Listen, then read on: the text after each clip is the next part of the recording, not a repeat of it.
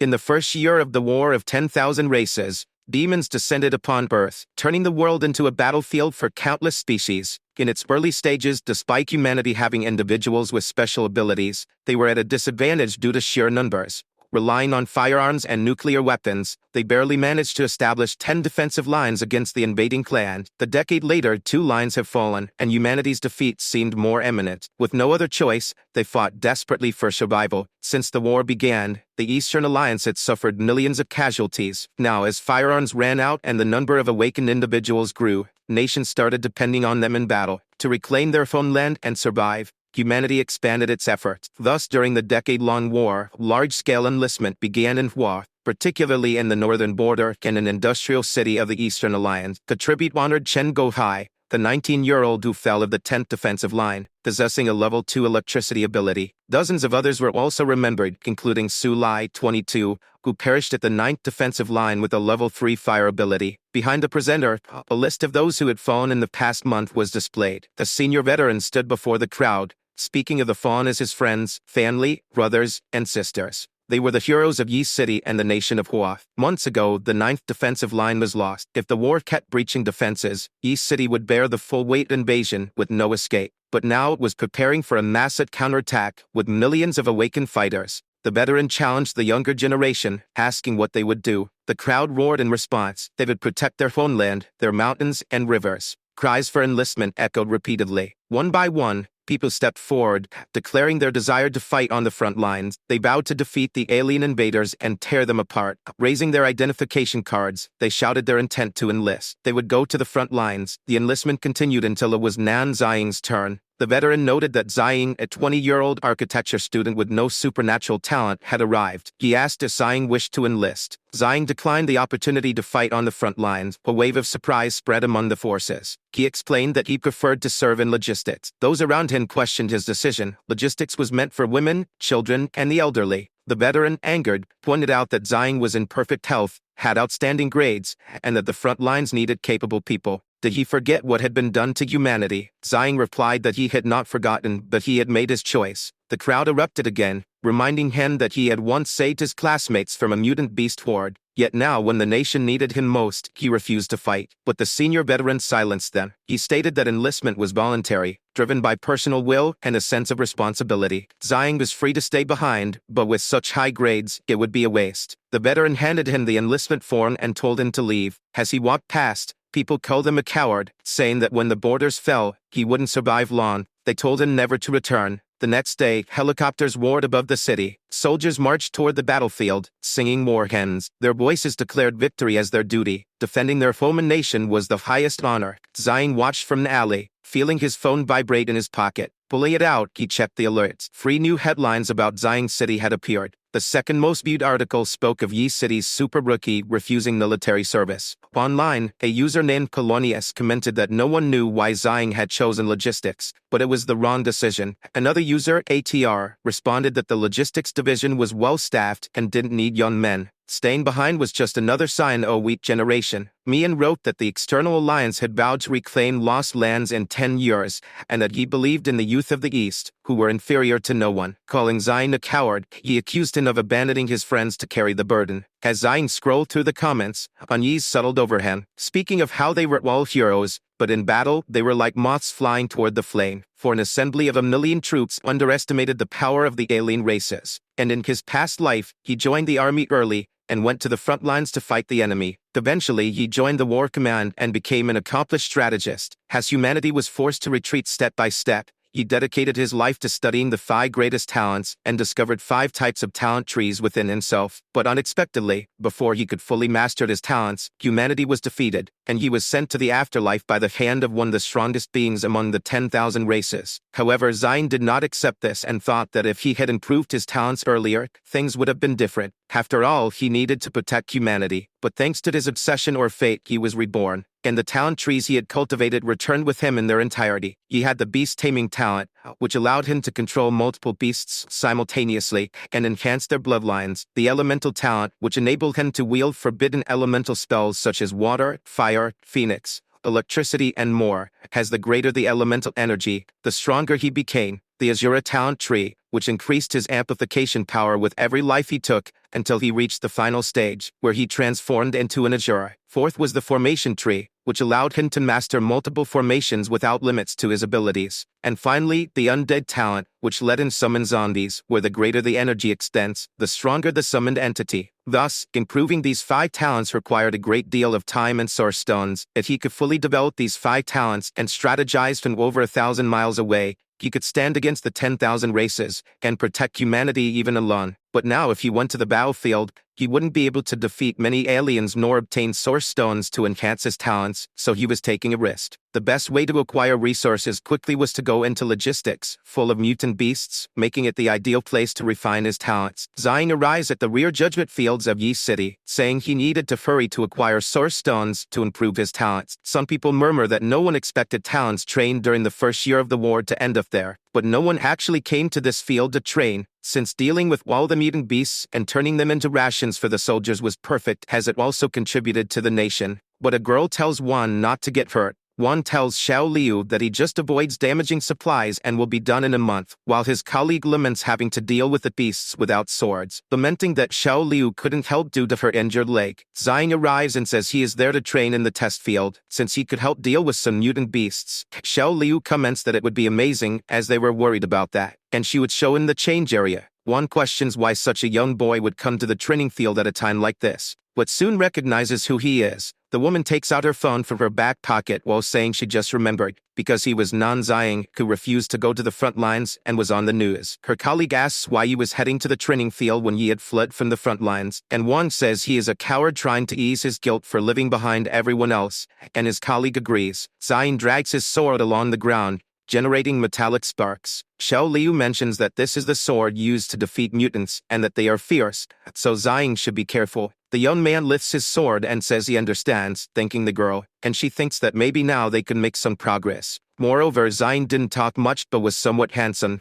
But Wang steps closer and tells Xiao Liu to stop dreaming because no matter how handsome he was still a coward called Nan-Ziang, whom the girl recognizes. The woman asks what strength a coward would have to fight mutant beasts, and says he would probably start crying and leave sooner than expected. Zion finally enters the room. A message explains that he selected the A-level test, and since he had no memory of past tests, he needed to confirm the level. Zion confirms and initiates the test. Suddenly, lights begin to appear in the room, and a voice states that the A-level test has begun, and that he should prepare himself. When a long night comes and humanity has nowhere left to turn, asking whether for the future of humanity, Zion is willing to become the shadow in the night, even if it meant facing thousands of curses. Zion takes a deep breath as he sees the beasts approaching, but he opens his eyes fully focused, and says yes, he was willing, summoning the beasts toward him as he was about to begin with his beast-taming talent. Zion recalls that after the invasion of the 10,000 races, many animals evolved or mutated due to spiritual energy. In his past life, he fought against the 10,000 races and mutant beasts,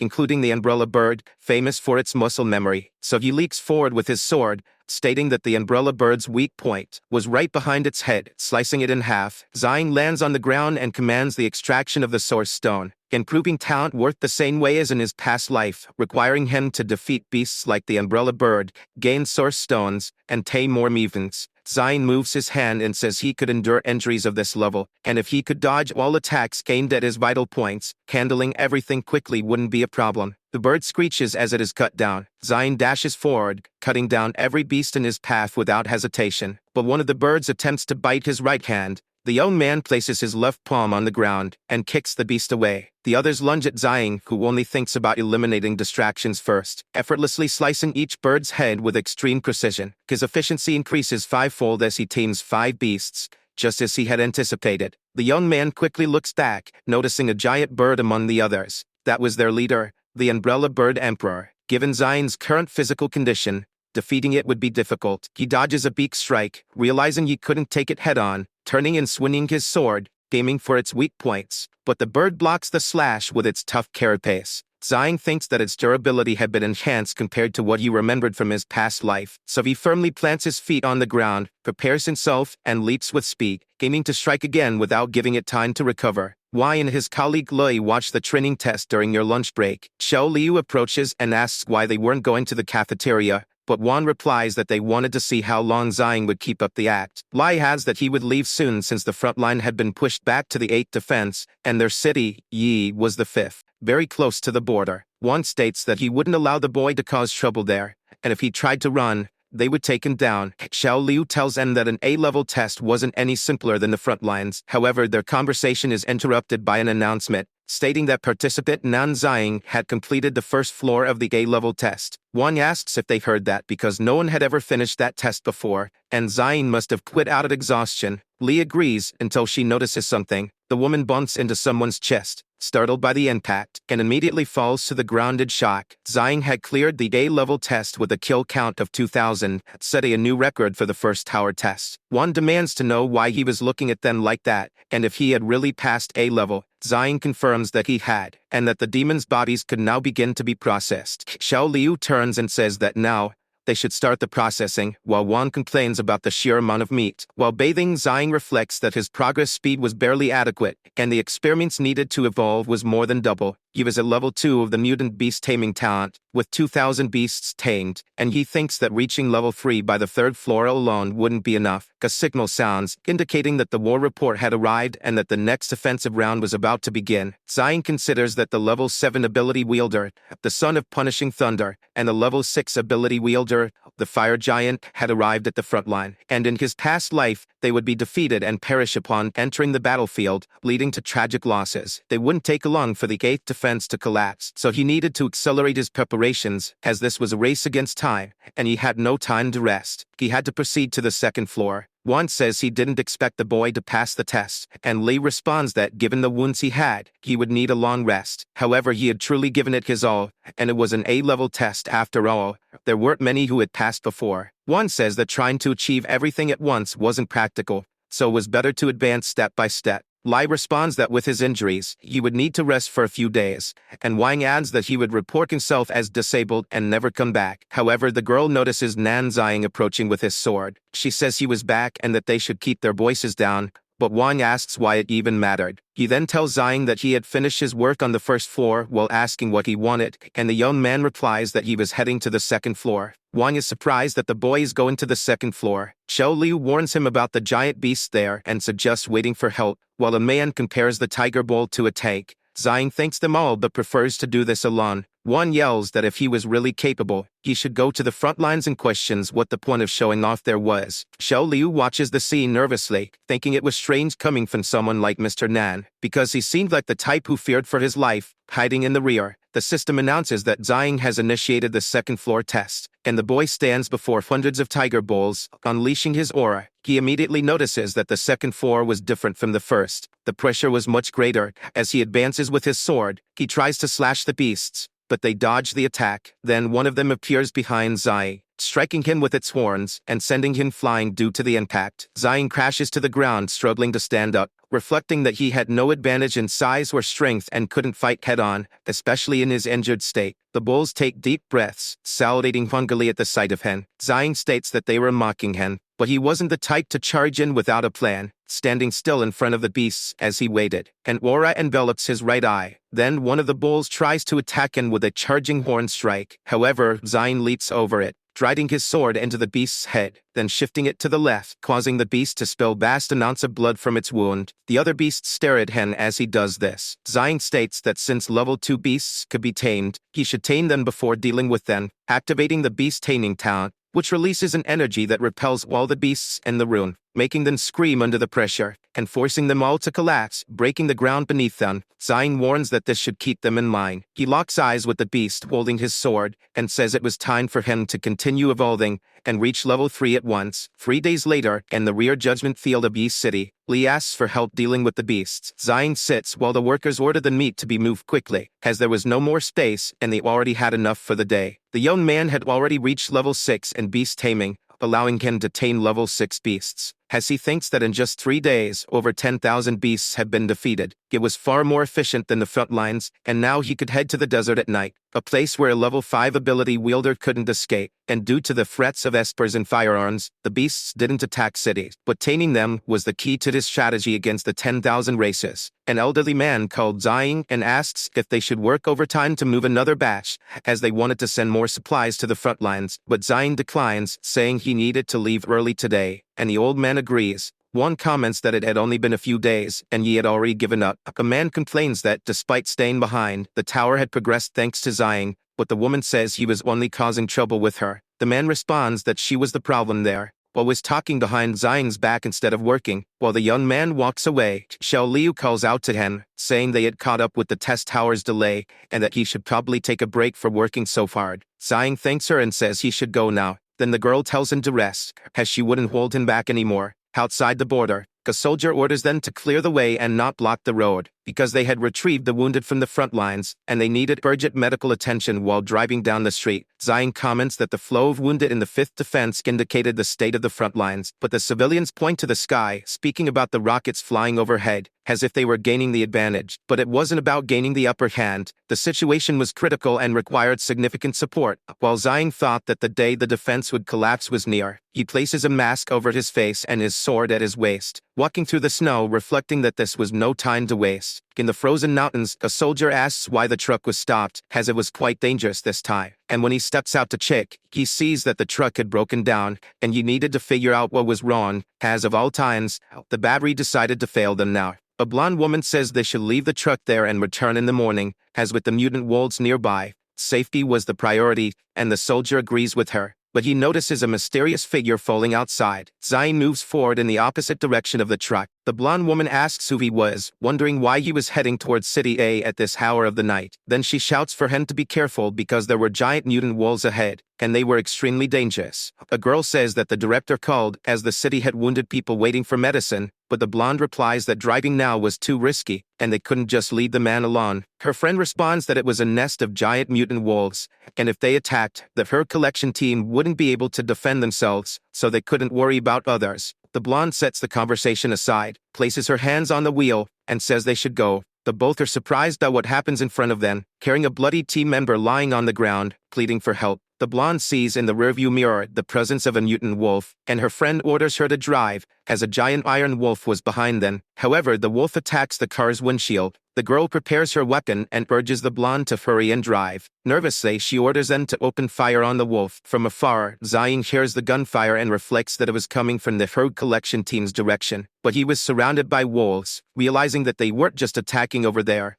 They were ambushing him here as well. However, this was an advantage for Zaying, saving him some trouble. After all, the more concentrated the spiritual energy, the more intelligent the beasts would be. The truck's windows were punctured from the gunfire, but the wolf had crouched down to avoid the bullets. The girl with the gun tells Xiao Nan to be careful. Xiao Nan responds that she's fine, and her friend comments that if they defeat or drive away the wolves, Nan should drive to the city. The blonde simply agrees with the given orders while gripping the wheel. Zaying was slicing through all the wolves with his sword, but he senses a strange presence and turns, questioning if the Wolf King was beside him, because if he could take down this pack, the medical team could be saved. And so the Wolf King approaches him, its metallic mask instilling fear in the surroundings. Zaying states that since the leader had appeared, his battle should begin. A sudden flash illuminates the area. An aura envelops Zaying, instantly startling everything around him. That was his beast-taming talent. The young man nods as he looks at the Wolf King, releasing a vast aura against all the beasts present. Tentacles emerge from the ground, striking the wolves, holding them down to prevent them from fighting. The Wolf King senses something unusual in the attack, then howls to his subordinates, summoning more and more wolves to confront Zaying's power. The wolves unleash a crimson aura toward the young man, but he continues radiating his own energy, standing face to face with the Wolf King and his followers.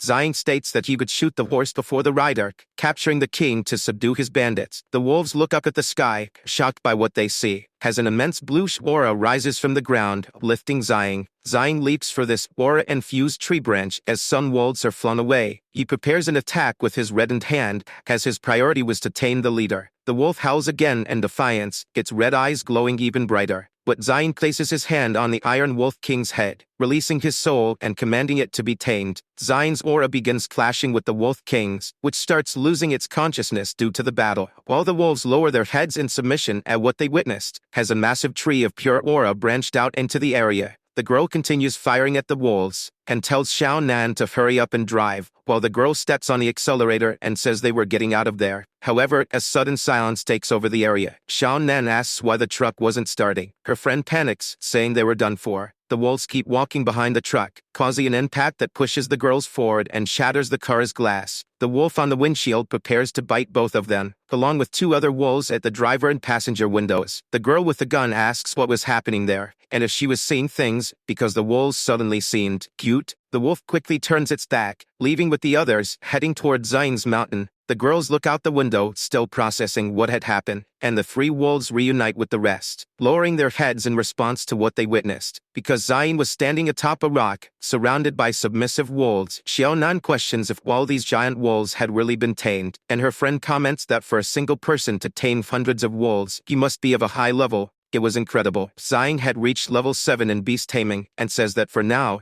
the source stones were too dangerous, and he didn't need to waste time taming them, as he hadn't expected to have a pet so soon. He strokes the Wolf King's fur and says that while the wolves seemed well behaved and should disperse for now, as he would summon them when needed, ordering the Wolf King to remember not to attack humans, since there were many uninhabited areas near Yi City. He should subdue all the mutant beasts in those regions. After all, for his grand battle plan, he needed to find a way to build an army of 10 million mutant beasts. And thanks to his actions, the herd collection team now had a safe path. However, he receives a message from the factory and questions what it was about. The message states that there would be an emergency meeting at the testing grounds, and he was required to attend, but Zion simply wonders what could have happened. An old man shouts that everyone at the Yi City branch was a disappointment, as they had progressed quickly to relieve pressure on the front lines, but only they had fought high-level mutant beasts. The veteran says it was the first time Yi City had encountered level 4 or higher beasts, and fighting then required a lot of time. However, the officer merely repeats about time, asking if he understood the gravity of the situation since the frontline troops were close to starvation, and the stock of mutant beasts was dwindling, so to feed the military on the front lines, they needed high-level beasts.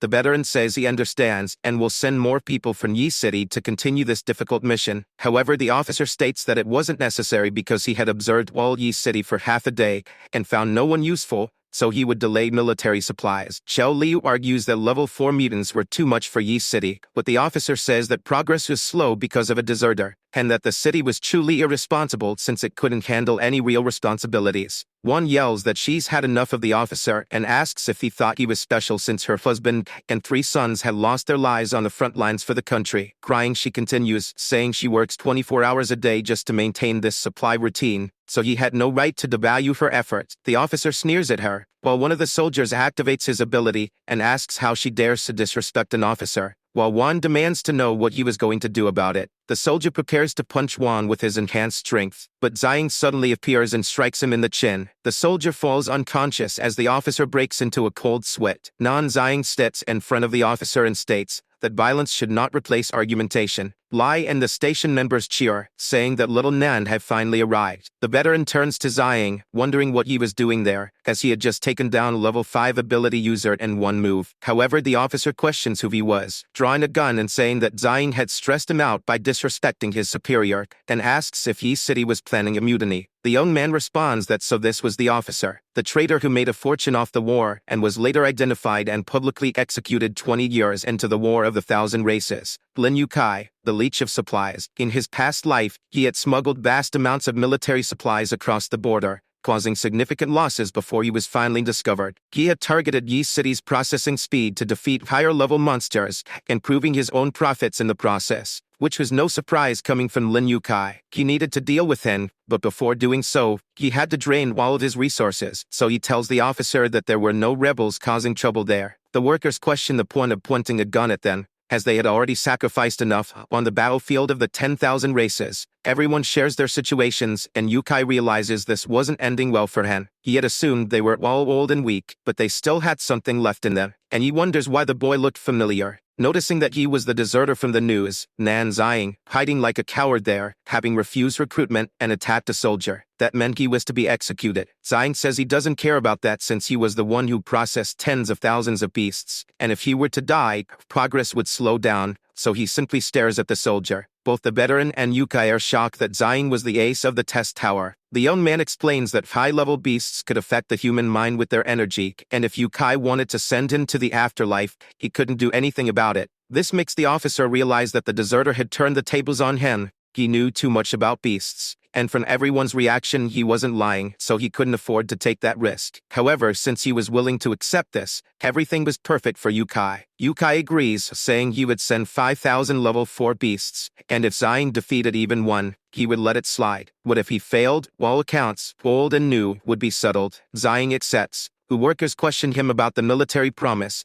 and Xiao Liu asks if he was going to do this alone, saying she could help, but Ziying tells them not to worry. While thinking that among level 4 beasts, this particular type was stronger than the rest, with high defense and mental disruption abilities. But it wasn't just about the supplies, materials were precious, and Lin Yukai would do anything for money. Thanks to him, these demons were now the perfect material. So first he would defeat all the beasts and enhance his Asura talent. Then he would eliminate Lin Yukai and all of his connections at once. The next day, a soldier arrives at the logistics area, saying that the 5,000 level 4 beasts had been delivered, and an old man beside him says he will check on Yi City. Xiao Liu speaks with the officers while the old man pulls out a notepad. He says he will read a military order stating that Yi City's logistics division soldier, Nan Ziying, was assigned to process 5,000 level 4 beasts. Therefore, he must complete the task within 1 week, following the time regulations, and would be under Yukai's authority. He was accused of insubordination, inciting a workers' rebellion, and attacking an officer. Any of these crimes would lead to further consequences. Thus, he would be executed immediately by the firing squad. The old man mocks Ziying as he conjures a weapon in his hand. Everyone questions the old man's decision to call the firing squad, but he asks if they hadn't agreed so easily when the military order was given yesterday,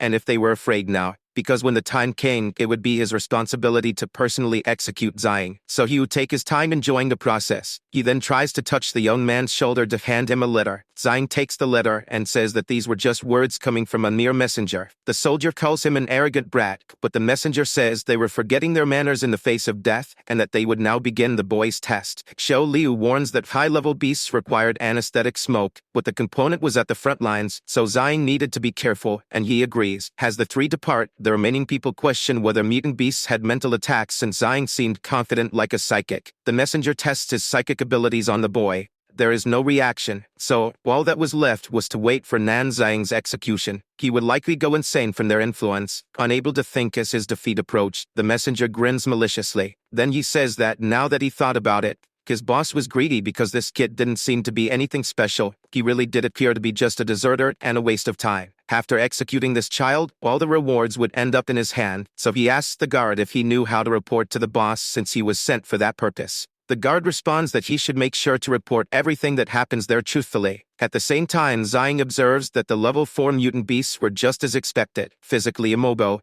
but their mental power was formidable. He looks into the eyes hidden in the darkness, turning to the left and feeling surprised, because the image formed a skull, and Ziying remarks that they could summon vivid illusions. The skull lunges forward to attack the young man, transforming into flesh and bone as it advances to grab Ziying with its hand, surprising him and squeezing tightly. But Ziying's sword pierces through the head of a creature. The young man runs and strikes its head again, saying that they were mere illusions. Therefore, they couldn't control his mind, and were nothing more than targets for him to strike. After all, he needed more dark aura to improve his Asura talent, so it would be better for the creatures to bring out their best abilities. However, Ziying is caught off guard when he looks down as his foot is being consumed by a dark energy, and he remarks that this was exactly what he was looking for. The energy binds him in place as a creature approaches. It tells Ziying that he was too exhausted and could live much more easily. After all, the boy had already paid the price, and should think of those who had already passed, his mind recalling his father. But it questions whether this was truly righteous, as he had received power from the 10,000 races solely for revenge. Protecting humanity was a joke,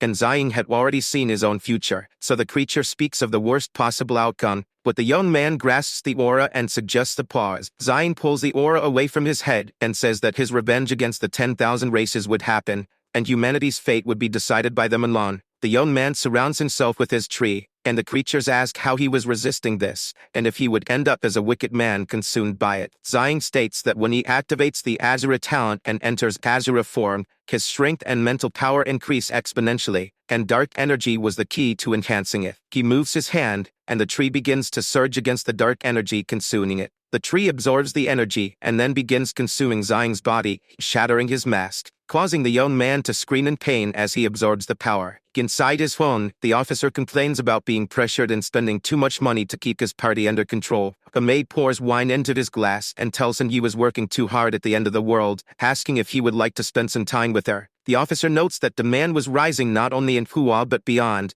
so it was best to make money quickly before everything was drained. But his capable subordinates had large appetites, and when cuts happened, they would seek revenge, so he needed to be careful when dealing with them. He downs his glass of wine while complaining about his headache. The maid puts away the wine with a smile while the officer wonders where he could find a stable source of high-level mutant beasts, and his phone vibrates. He answers and tells the caller to speak. The person on the line mentions the military order from Yi City. The officer tries to dismiss it, saying he doesn't care about non-Zying, but the person informs him that they returned to Yi City today, and that he had completed everything in just 4 days, shocking the officer with how quickly it was finished. The soldier confirms, stating that the mission to neutralize 5,000 beasts had been completed, and all that was done by non-Zying. The officer becomes excited and asks if Zying was still there. The soldier reports that he seemed to have left, but he was in good condition both mentally and physically. So the officer orders them to keep an eye on Zying, and the soldier agrees, while the messenger thinks about how the boy actually completed the mission. Because last time before leaving he had investigated and confirmed that Zying had no psychic abilities. So how had he done all this? Zying's Asura talent had reached level 5, unlocking the malignant alloy blade. He thinks that a few days had passed, and his physical and mental abilities had improved. However, even without reaching level 6, his first ability from the Asura talent had awakened. This meant he could venture deeper to tame beasts and accelerate his plan. One says that their companion Shannon had helped a lot, because otherwise, they would have been looked down upon, and Lee agrees with her, because it was clear that they couldn't handle this on their own, yet they were being used while the higher-ups acted high and mighty over the weak. Zying reflects that he had forgotten about these people, and they must not be happy that he had completed the task, since improving his Asura talent had heightened his perception. Meanwhile, the messenger thinks that Zying was an ability user, and now that their revenue stream had been cut, no one dared to insult him. However, he still needed to investigate the boy. The soldier taps the messenger's shoulder, stating that Zying had completed his tasks, and that the man was now acting against the chief, and if anything suspicious was seen, they should wait for the boss to finish using him. Since there were so many remnants of mental power there, he would interfere if they acted recklessly. The messenger yells at him to stop spouting nonsense, saying he would personally report to the boss when the time came, releasing a dark aura against Zying. The young man thinks it's a psychic aura trick, wondering if it was an attack on his mind, but the messenger miscalculated. Zying reflects the aura back and says it was the perfect time to test his Asura talent. The messenger is shocked, suddenly finding himself in an empty void. He says he should have invaded Zying's mental system, but now he didn't know where he was. He thinks that after invading a mental system, he should see entities, but he couldn't see anything in the surrounding darkness, until someone calls out to him, catching him off guard. The presence comes from behind, beginning to take shape. The messenger realizes it's an entity condensed from dark energy, its face forming into that of a demon. He screams, asking what level of ability the young man possessed, as he had clearly investigated beforehand. In the end, he just wanted to know who the hell was Zying. But a dark aura begins creeping up his feet, and the face tells him it didn't matter who he was because the messenger was the only one foolish enough to invade his mental world. The messenger is struck by dark energy and begs for mercy, but the voice tells him to put on a good show as the energy engulfs his head. The aura finally subsides, and the messenger screams that everything belonged to him, and he didn't care what anyone else said. He runs in circles around the soldier, shouting that Lin Yukai was an idiot and that he would handle everything himself. The maids whisper among themselves, wondering if this was the pressure of leadership, because he seemed completely irresponsible. The soldier says he might have been affected by the remnants of mental power, while the messenger keeps screaming that anyone who touched his money would lose their life. Then the soldier snaps his fingers and tells him to keep tarnishing his boss's reputation, before delivering a punch that shatters the man's head. Shocking all the maids who had been watching the scene, the man apologizes, saying the messenger had been influenced by the power of the monsters, and he had no choice but to execute him. He then walks toward Zying, thinking that the boy had fainted and seemed mentally disturbed. However, he didn't want to take the idiot's life after all. This child was now useless. Still, he needed to report to his boss first. He leaves, telling everyone to keep up the good work and hold things together. Zhang smirks slightly as the guard exits, because he had just reached level 6 in his Asura talent. After some time, Zhang opens his eyes. Surrounded by the maids, Xiao Liu says the boy had finally woken up, and Li calls for all the workers to come see him. The young man sits up in bed and asks how long he had been unconscious. Liu tells him he had slept for 2 days. Wang adds that he didn't need to worry anymore because everyone should get back to work, or they'd never finish. Lai tells Zhang to get up and eat something. Zhang asks if more beasts had been sent. One replies that they hadn't, as half of the group was sent to assist other factories, and the military needed twice the amount. Since the battle at the 9th defense line had ended, and they were pushed back to the 8th, completely defeated, the situation was dire. Both in the sky and on land, the soldiers stood no chance against the monsters of the 10,000 races. Even the ability user known as the Son of Punishing Thunder barely survived, losing an arm, and the fire giant sacrificed himself for the country. Zhang reflects that the defeat was inevitable, but he never expected the collapse to come sooner than in his past life. One tells him that the officers left on a special mission 2 days ago and reported that the officer had lost his life due to monster manipulation, leaving Yi City inoperative. So compared to what had been mentioned before, what was coming next was even more crucial. Zhang asks what it was. She calls Xiao Liu over, who approaches Nan Zhang, telling him that he had been unanimously elected as the leader of Yi City's test tower, and that this was an official appointment from the higher-ups. One says it was recognition from everyone for Nan, as they had all wronged him in the past, but now, everyone should address him as Chief Nan. Xiao Liu calls him that,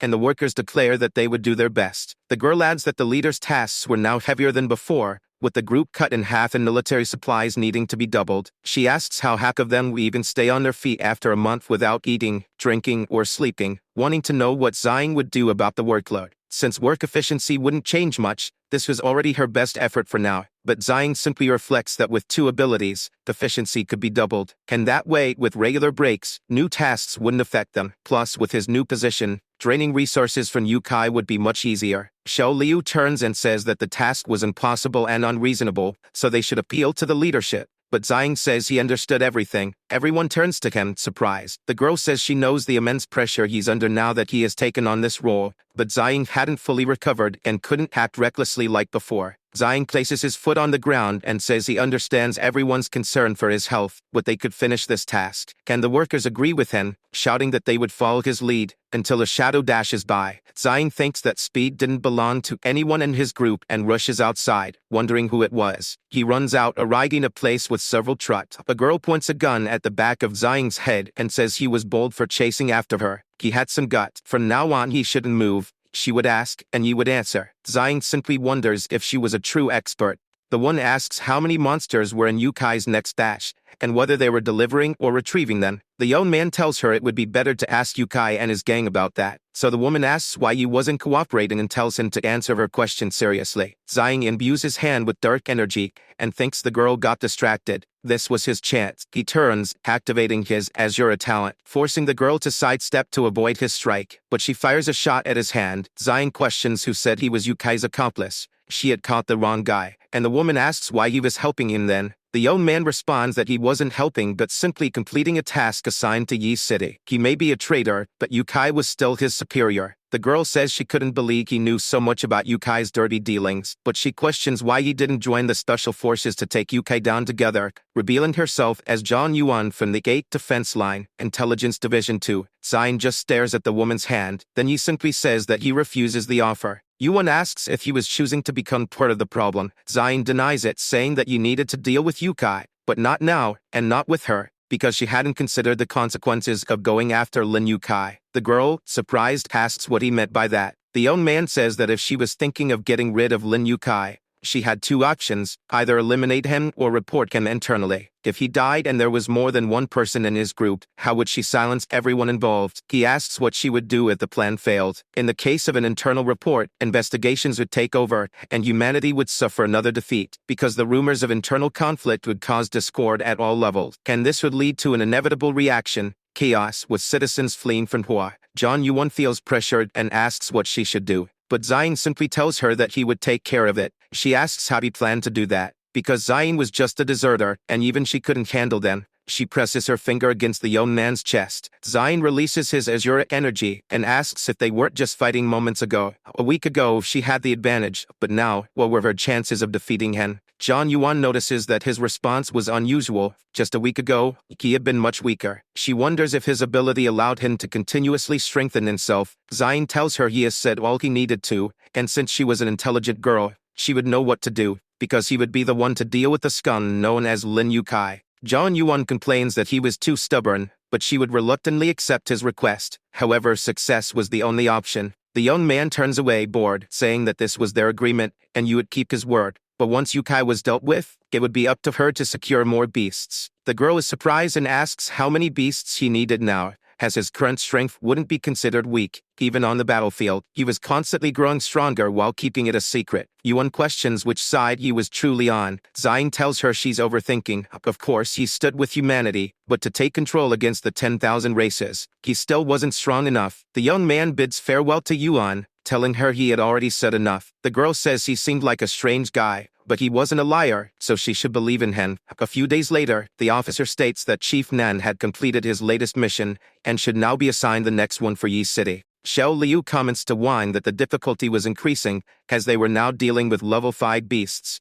While Zion follows the officer in silence, she then turns to Zion and asks what you would do this time with the beasts. But the young man simply states that he would take care of the mission. The officer laughs and says that Chief Nan was truly ahead of his time, while reflecting that he was far more competent than the deadweight messenger, since he refused bribes and had made the supply groups behave. With the war going poorly and the doubled military supply orders, this was an opportunity granted by the gods to him. He pats Zion on the shoulder and tells him to work hard. If he needed anything, he only had to ask, because if he performed well, he would personally receive medals. Zion points his finger forward and tells Liu and Wan to take everyone to the station to work. The groups gathered to move the level 5 beasts to the first and second floors of the test tower. Seeing this, the officer remarks that the work atmosphere was good, and that he wouldn't disturb him any longer. Yukai leaves the area, and Zion thinks that everything had piled up to this moment. He activates his azuric energy, saying he would enhance his talents using Yukai's efforts, wielding the malignant alloy blade to attack the monsters,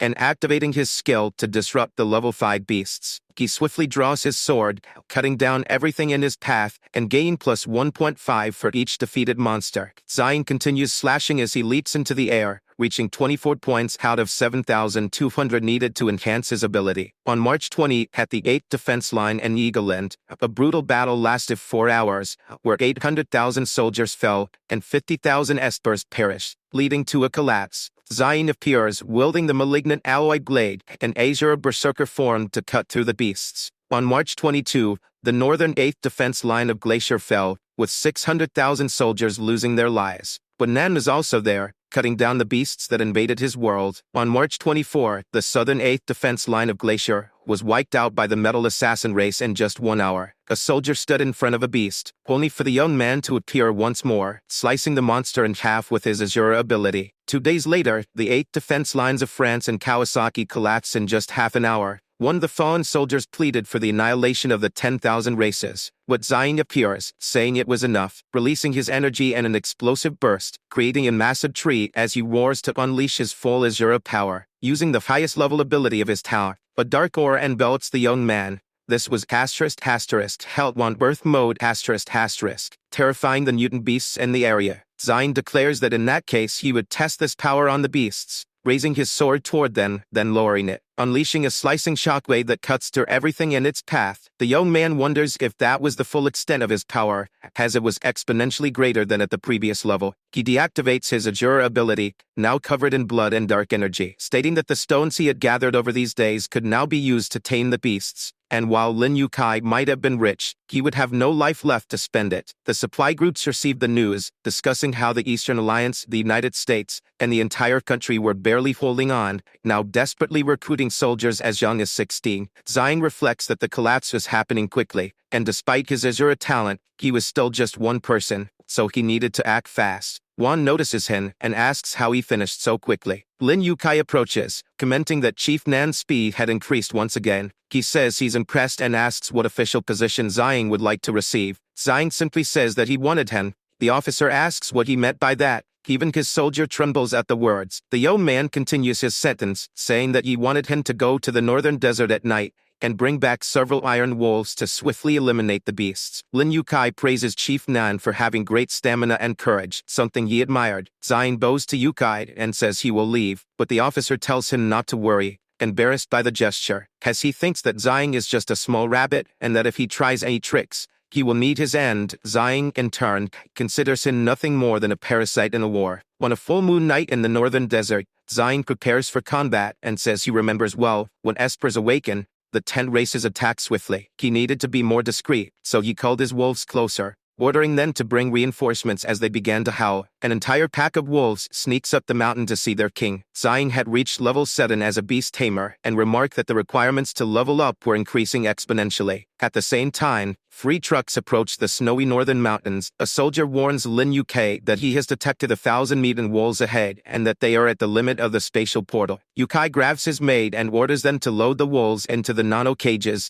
and finish them off quickly to take them home. However, a noise is heard outside the vehicle. The officer turns around, asking what that sound was. The soldier has no answer and sticks his head out of the window. He notices an entire pack of iron wolves ambushing the 3 truck. Lin Yukai asks how this is happening if it never occurred before, saying they should teleport to a safe place immediately. The soldier explains that the teleportation only works within 1 kilometer, and the beasts are at least 10 away, so the only option is to drive forward. He revs the engine and tries to escape the beasts, driving without looking back. Watching from afar, Zion says it is the perfect time. Since it is a full moon night, he leaps from his position. Landing in front of the truck, he declares that he will tame some wolves and exterminate pests one by one. Zion touches the ground and activates his beast-taming talent. He imposes his will on all the wolves attacking the truck, taming them instantly. The 1,000 wolves are subdued quickly, and the officer exclaims that there is a beast tamer among them. Shouting in amazement, he asks how this is possible. But his soldier says he has never heard of such a powerful tamer emerging in Yi City. Yukai speculates that it might be a hidden master. Zion begins commanding his 100,000 giant iron wolves. He orders them to attack all the trucks and leave no one alive. The wolves charge toward the trucks,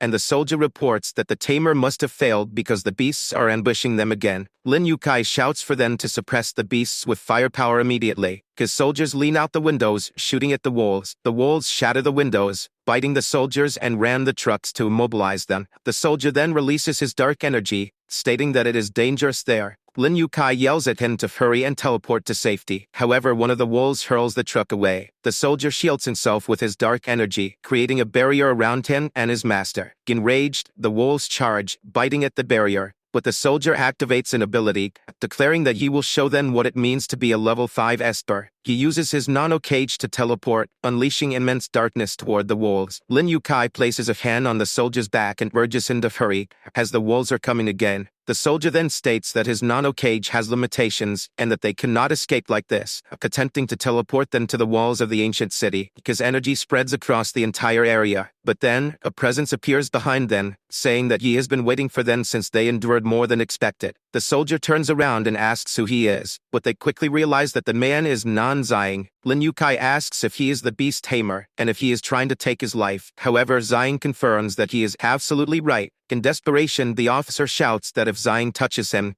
he will ensure his family meets a terrible end. But before he can do anything, the young man grabs him by the neck and tells him that he believes him. However, he will act before he gets the chance. Lin Yukai tries to call for Fang Ming. Fang Ming tells his master not to worry, as he will teleport him now, releasing his nano energy. But Zion activates the Asura Dragon Slayer aura, condensing energy into a dragon's murderous intent. This repels Fang Ming's nano energy, and it breaks the soldier's hand, who screams that he can no longer teleport and realizes that Zion is also a high-level Esper. He groans, hoping that wasn't the case as his hand is twisted. But Zion finishes him off with a punch. Lin Yukai begs for mercy when he sees his subordinate's body on the ground. However, Zion apologizes and throws him off the cliff. As his final words, the officer screams that Zion is a deserter and cannot do this. He is attacked by the wolves in his last moments, and thus he meets his end, devoured. Zion covers his face with a mask and bids farewell to Lin Yukai. At the same time, in the Esper Research Agency, the girl is taking a bath and says she felt a powerful Esper aura coming from Yi City. It felt the same as a few days ago when a Supreme Esper emerged, which she could sense due to her perception ability. This girl was Su Ling. She stands up and says she will report this to the agency immediately. Zion gathers with the wolves and says that now that everything is taken care of, they can return to their place. But the wolves are extremely affectionate with him, licking their master, who tells them to stop. The wolves persist, but the young man orders them to sit and behave. Zion takes a deep breath and says that there is nothing he can do about them. Still, he pats one wolf's head, telling it that it did well this time. That was the wolf's reward, the pat on the head. He then commands them to return and not run one by one. The wolves line up in an orderly manner while Zion jumps onto a take, saying he has a new task for them. They must go to the northern desert and hunt for some source stones for hen. Under the full moon, the wolves howled toward their leader. At the same time, at the slaughterhouse in Yi City, John Yuan reports that Lin Yukai's team is found near a northern beast nest, and that the entire group met its end. She questions what Zion was up to. The young man simply replies that he asked Lin Yukai for some mutant wolves. The girl asks if he can control beasts too, but Zion tells her to stay quiet since some secrets cannot be revealed. She quickly understands what he means, and changes the subject, saying they found evidence against Lin Yukai that morning and that everything will be handled soon. The young man gets up and says that's good. Yuan mentions she has free time and asks if Zion wants to have a drink that night,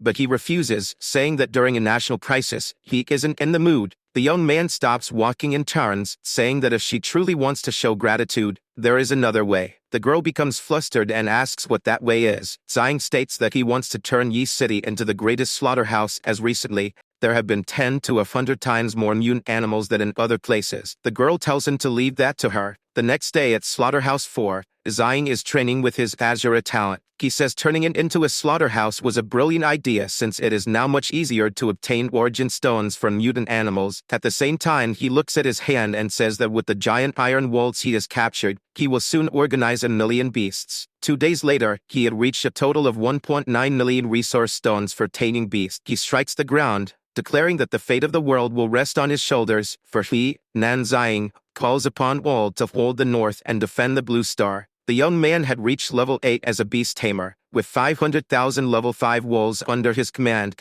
and the ability to tame creatures up to level 7. He summons all his beasts. On the white-bone plains, the young man stands before more beasts. He extends his hand and identifies them as flaming iron yaks at level 6. Releasing his energy, he begins to tame them. The yaks stomp on the ground, but they are soon overwhelmed by Nan Zane's energy, and he commands them to secure the white-bone plains and gather source stones. He also instructs them not to attack human cities or humans, only to await further orders from him. The yaks agree and follow him. Now Zion commands 500,000 giant iron wolves and 500,000 flaming iron yaks. At the Rift Canyon, the young man states that with the million source stones he has left, he will tame a group of rampaging level 7 mutant monkeys. He looks up at the sky with his sword and says that, as expected of level 7 beasts, their aura is on another level compared to the wolves and yaks. It dominates the entire sky. A monkey leaps toward the young man. Zion admires the creature's speed and ferocity. Then he extends his sword to tame the beast quickly before it collides with him, striking his hand against the face of the rampaging monkey. Zion says that luckily they were still within his taming level. The beasts charge at him rapidly in a massive herd. The young man turns, asking what that sound was. He sees that the monkey has broken free from his control. He is surprised as he glances to the side. The monkey attempts to bite him, and Zion wonders if he failed to tame them. Thus he releases his Asura form, stating that he should simply defeat them into submission before taming. Using the Asura Berserker mode, he lands a powerful kick on the rampaging monkey, causing a massive shockwave of destruction in the impacted area. He activates the level 8 Beast Tamer ability, known as Full Power, to tame the monkey, making the entire Rift Canyon tremble. Yet the monkeys remain unaffected, and Zion hears the noise again, realizing that it must have been the reason he failed last time. Dodging the beasts, he says that sending them to the afterlife would be a waste of energy, as he needs to defeat the leader behind them. Zion leaps as high as possible, grabbing onto a vine hanging from the canyon, holding on alongside 2 other monkeys. He remarks that they have impressive combat power, making them crash into each other while noting that they have too little intelligence to form strategies. One monkey chases after him, biting the vine to snap it and make Zion fall. The young man grabs another section and acknowledges that it was a good move. He swings the monkey into another, commenting that they are disrespecting their new master. Zion leaps toward another cliff, commanding their leader to come out. A purple aura envelops the area, and Zion declares that it is time to change leadership here. A hand emerges from within the cave, and the young man notes the sheer size of the creature. Its pressure is immense. If not for his Asura ability, he would have been forced at his knees seconds ago. It is a king monkey of at least level 9, or possibly even higher, which attempts to grab the young man. Its speed is incredible, something Zion realizes as he narrowly dodges the grass. The monkey tries to bite in, and the young man wonders if it intends to devour him whole. However, he releases his Asura aura into his sword, and declares that he will not be an easy meal, using the Asura Fury blade to strike at the king monkey's hand. However, the monkey avoids the young man's aura, slamming him into the canyon floor and hurling him toward the ground, landing nearby shortly after. Zion coughs as he lies on the ground while the king monkey approaches. He says he is not weak and must prove who the real boss is, unleashing his earthly hell mode and generating a massive ominous aura. The young man removes his coat, his expression transforming due to the ability. Meanwhile, at the Super Abilities Agency, a girl asks her older sister if she felt that. It was already past 3 a.m., and she had been waking up in terror every night. At this rate, she wouldn't grow properly. Su Leng responds that this murderous intent is the same as before, and the girl replies that the higher-ups want them to keep an eye on Yi City because of it. The blonde girl tells her to stop calling her older sister, since they are the same age, while the girl says she is just being polite by not calling her aunt. At that moment, the sky turns red, and Su Leng states that something is coming. She must prepare to return from the southern side of Yi City, toward Rift Canyon. Chen Qier begins reciting a poem to activate her Esper perception ability, and then activates. Zion uses earthly hell to charge at the primate, aiming to cut it down with his black sword. He leaps onto the primate's head as he brings it down, his face completely distorted, as if he were truly Azure. Chen Qier collapses to the ground. Su Leng rushes to wake her up and asks what she saw, but Qier cries in shock, saying it was terrifying. It was an Asura demon. Zion points his sword at the monkey and asks if it had fun. The monkey is completely defeated, its mouth drenched in blood. Then the young man tells it that if it didn't have fun, it should stand up and fight again, though he wouldn't promise it would be easy. The monkey attempts to rise, bleeding even more. Zion questions if it truly wants to fight again, saying it would be a shame to lose its life like this, and he asks if it would rather join his ranks, since he will be dealing with the 10,000 races together. Shocking the monkey, the giant monkey stares at Zion, who remains silent in his Asura mode. Then it extends its hand toward the young man, stopping in front of him. Zion places his hand on its fist and tells the monkey that it is a good boy. Thus he deactivates his Asura mode in front of them. Then he speaks for everyone to hear, including the Nillian rampaging monkeys. From this day forward, they would obey their king's command and secure Rift Canyon to obtain source stones, without harming humans or attacking cities, and following his orders. Night passes in the canyon. Zion now commands 1 million level 7 rampaging monkeys and holds dominion over Rift Canyon as well. At the same time, at the Super Abilities Agency, Su Leng states that she felt a strong presence, and Qier responds that her ability lasts only 3 seconds every 24 hours.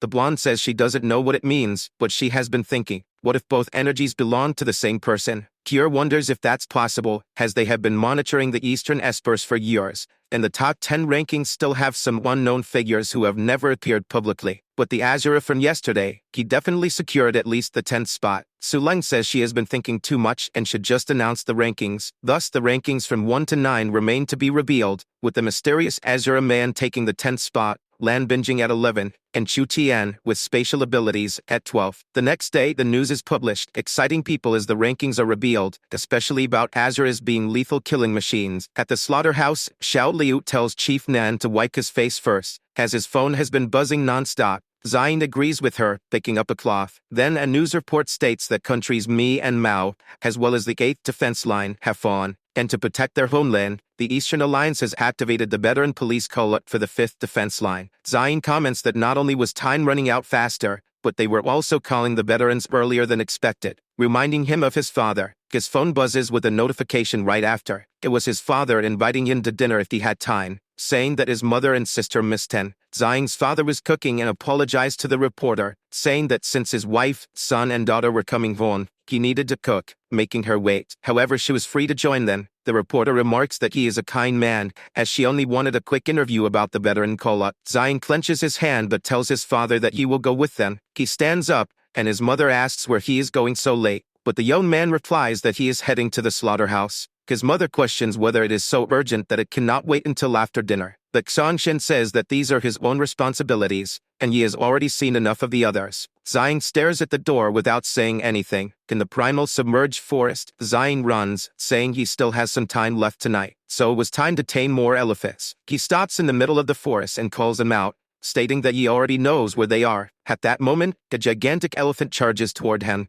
tearing a tree trunk from the ground with its trunk. Xiang simply slashes with his sword, splitting both the trunk and the elephant's trunk in half. He quickly leaps off the ground, landing on the elephant's head. He states that he has a simple plan, and no time for games. Using his taming talent on the elephant's eyes turn red due to the young man's power. He commands the elephant to go and warn the others that anyone who disobeys his orders will be executed immediately. The elephant moves through the forest, rushing toward its group, spreading Xiang's message. The young man approaches while emanating his soul and tells the elephants to listen. He extends his hand, declaring that they must guard the primal submerged forest and mine source stones without disobeying his orders. Xiang is now able to tame more than 3 million beasts and gains the primal submerged forest as his territory, commanding 1 million war elephants. He says he has finally unlocked the formation tree, which allows him to create amplification, bloodthirst, and key sword formations. Turning his back to the elephants, he states that he needs to level up, so he will head to the slaughterhouse to collect some source stones. At the slaughterhouse, the young man defeats all the beasts. Now possessing 100,000 source stones, with only 10,000 needed for a formation, he declares that it is enough to level up, and that he should see what the key sword formation can do.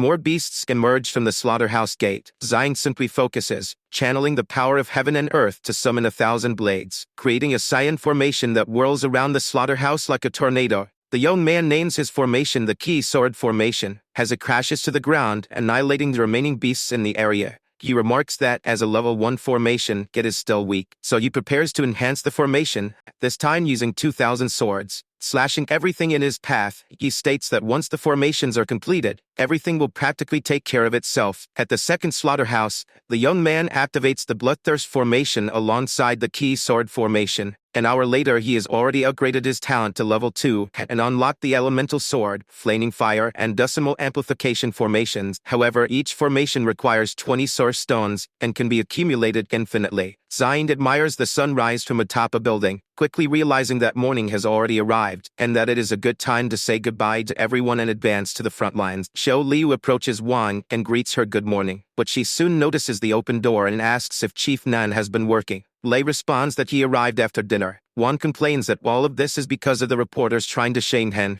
and the girls ask about it. Then, the older woman pulls out her phone and asks if they haven't seen the news, as she spent the whole night fighting against malicious comments. On the post about Xiang's father accepting the call-up, she defended Xiang multiple times without caring about the opposition. Xiao Liu and Li complain that the comments went way too far this time. But Xiang arrives, capturing everyone's attention, saying that since they were all together, just this once, he needed to deliver something in front of everyone. Xiao Liu asks about it and wonders if Chief Nan is heading to the front lines. An old man approaches Xiang and says that his father asked him to deliver a letter. The young man takes it in his hand and immediately begins reading. The letter tells his son that Xianshan and Zishanan will soon head to the battlefield, and that he knows none of this is his son's fault. Xianshan does not know exactly what his son is planning, but he knows it will be something great, and that he has never backed down from a challenge. He tells Xiang that he cannot fool him because he already knows that the mysterious Asura ranked in the top 10 is him, and all this time he has endured strongly, so he must not let anyone break his resolve. Additionally, he must protect his mother, who is still in the city. At the end of the letter, it is written that everything was done with love and respect from his father. Xiang is left speechless. Xiao Liu tries to tell him not to stress about it,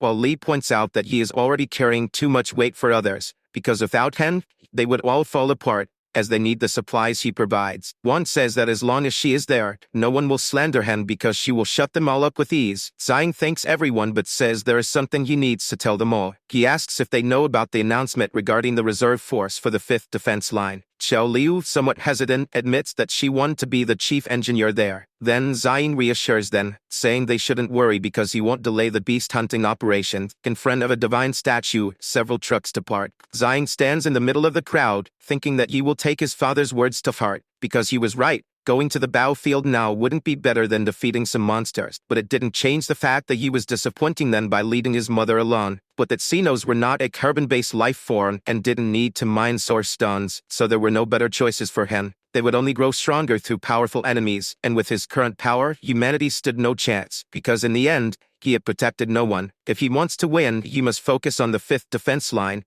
as that will be where humanity holds its ground. His father need not worry, he will never abandon his promise. 3 days later, an elder informs Chief Nan that he is truly a high-level graduate from the architecture department. This was Engineer Lei, who explains that according to Xian's design, the reserve force for the 5th Defense will cover 20 cities, something not even tanks could accomplish. The young man says it's all thanks to the construction team and Engineer Lei, though unfortunately, the electric iron wall was nothing more than a smokescreen, because true defense lies in the formations, and formations require a vast amount of source stones, so Xian heads to a frozen area, where he still has 3,500,000 remaining, enough for multiple formations. The area between the 5th Defense and Yi City is uninhabited, the perfect place for his formations, so the young man begins reciting a formation. It is the Flaming Fire Formation covering an entire kilometer, with 50,000 formations. Now he begins reciting another incantation from atop a tree, using 50,000 elemental key sword formations of the same size as the previous one, stacking them with the fire formations per kilometer.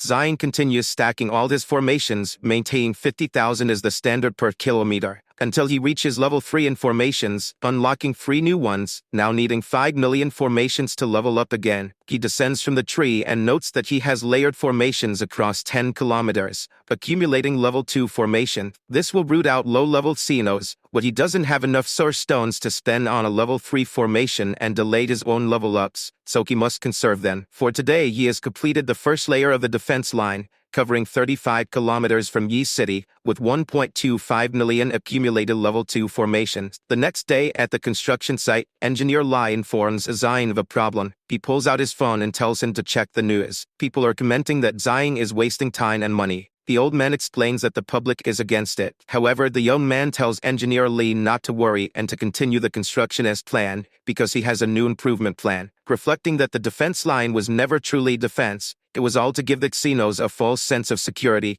and lower their guard upon reaching the formation zone. Engineer Li asks why defense line wouldn't be a more practical choice. What Xian quickly activates his ability, finding the answer, and snatches the clipboard from Li's hand, thinking that since his elemental command rune has yet to be unlocked, he cannot create anything underground, so he must prepare for when he obtains it. He tells Engineer Li that they need to build 2 trenches, one in front and one behind the wall, which the old man questions. Xian explains that the Xenos will attack everything they see ahead, so they will electrify the wall and turn it into water to create a high-voltage track. Engineer Li is impressed and says he will report this to the city's news immediately, running off stating that everyone is eager to hear about it as well, while Xian considers that once he unlocks the elemental command rune, the defense will become even stronger. Harith Canyon through the slaughterhouse and beaststone harvesting, Xian has reached level 4. With Wan, Chu, and Gan cities included, he now has 45 miles fortified with 375,000 accumulated level 2 formations, and the next upgrade will take some time. Even though Xian has reached level 4 and unlocked several new formations, however he senses a familiar aura and wonders if it is a powerful Xeno. But he also detects a human aura. Leaping toward the location, he mutters that this is not good, because its Xenos are trying to take the life of someone under his concern. Deep in the mountains at the hidden Chu clan,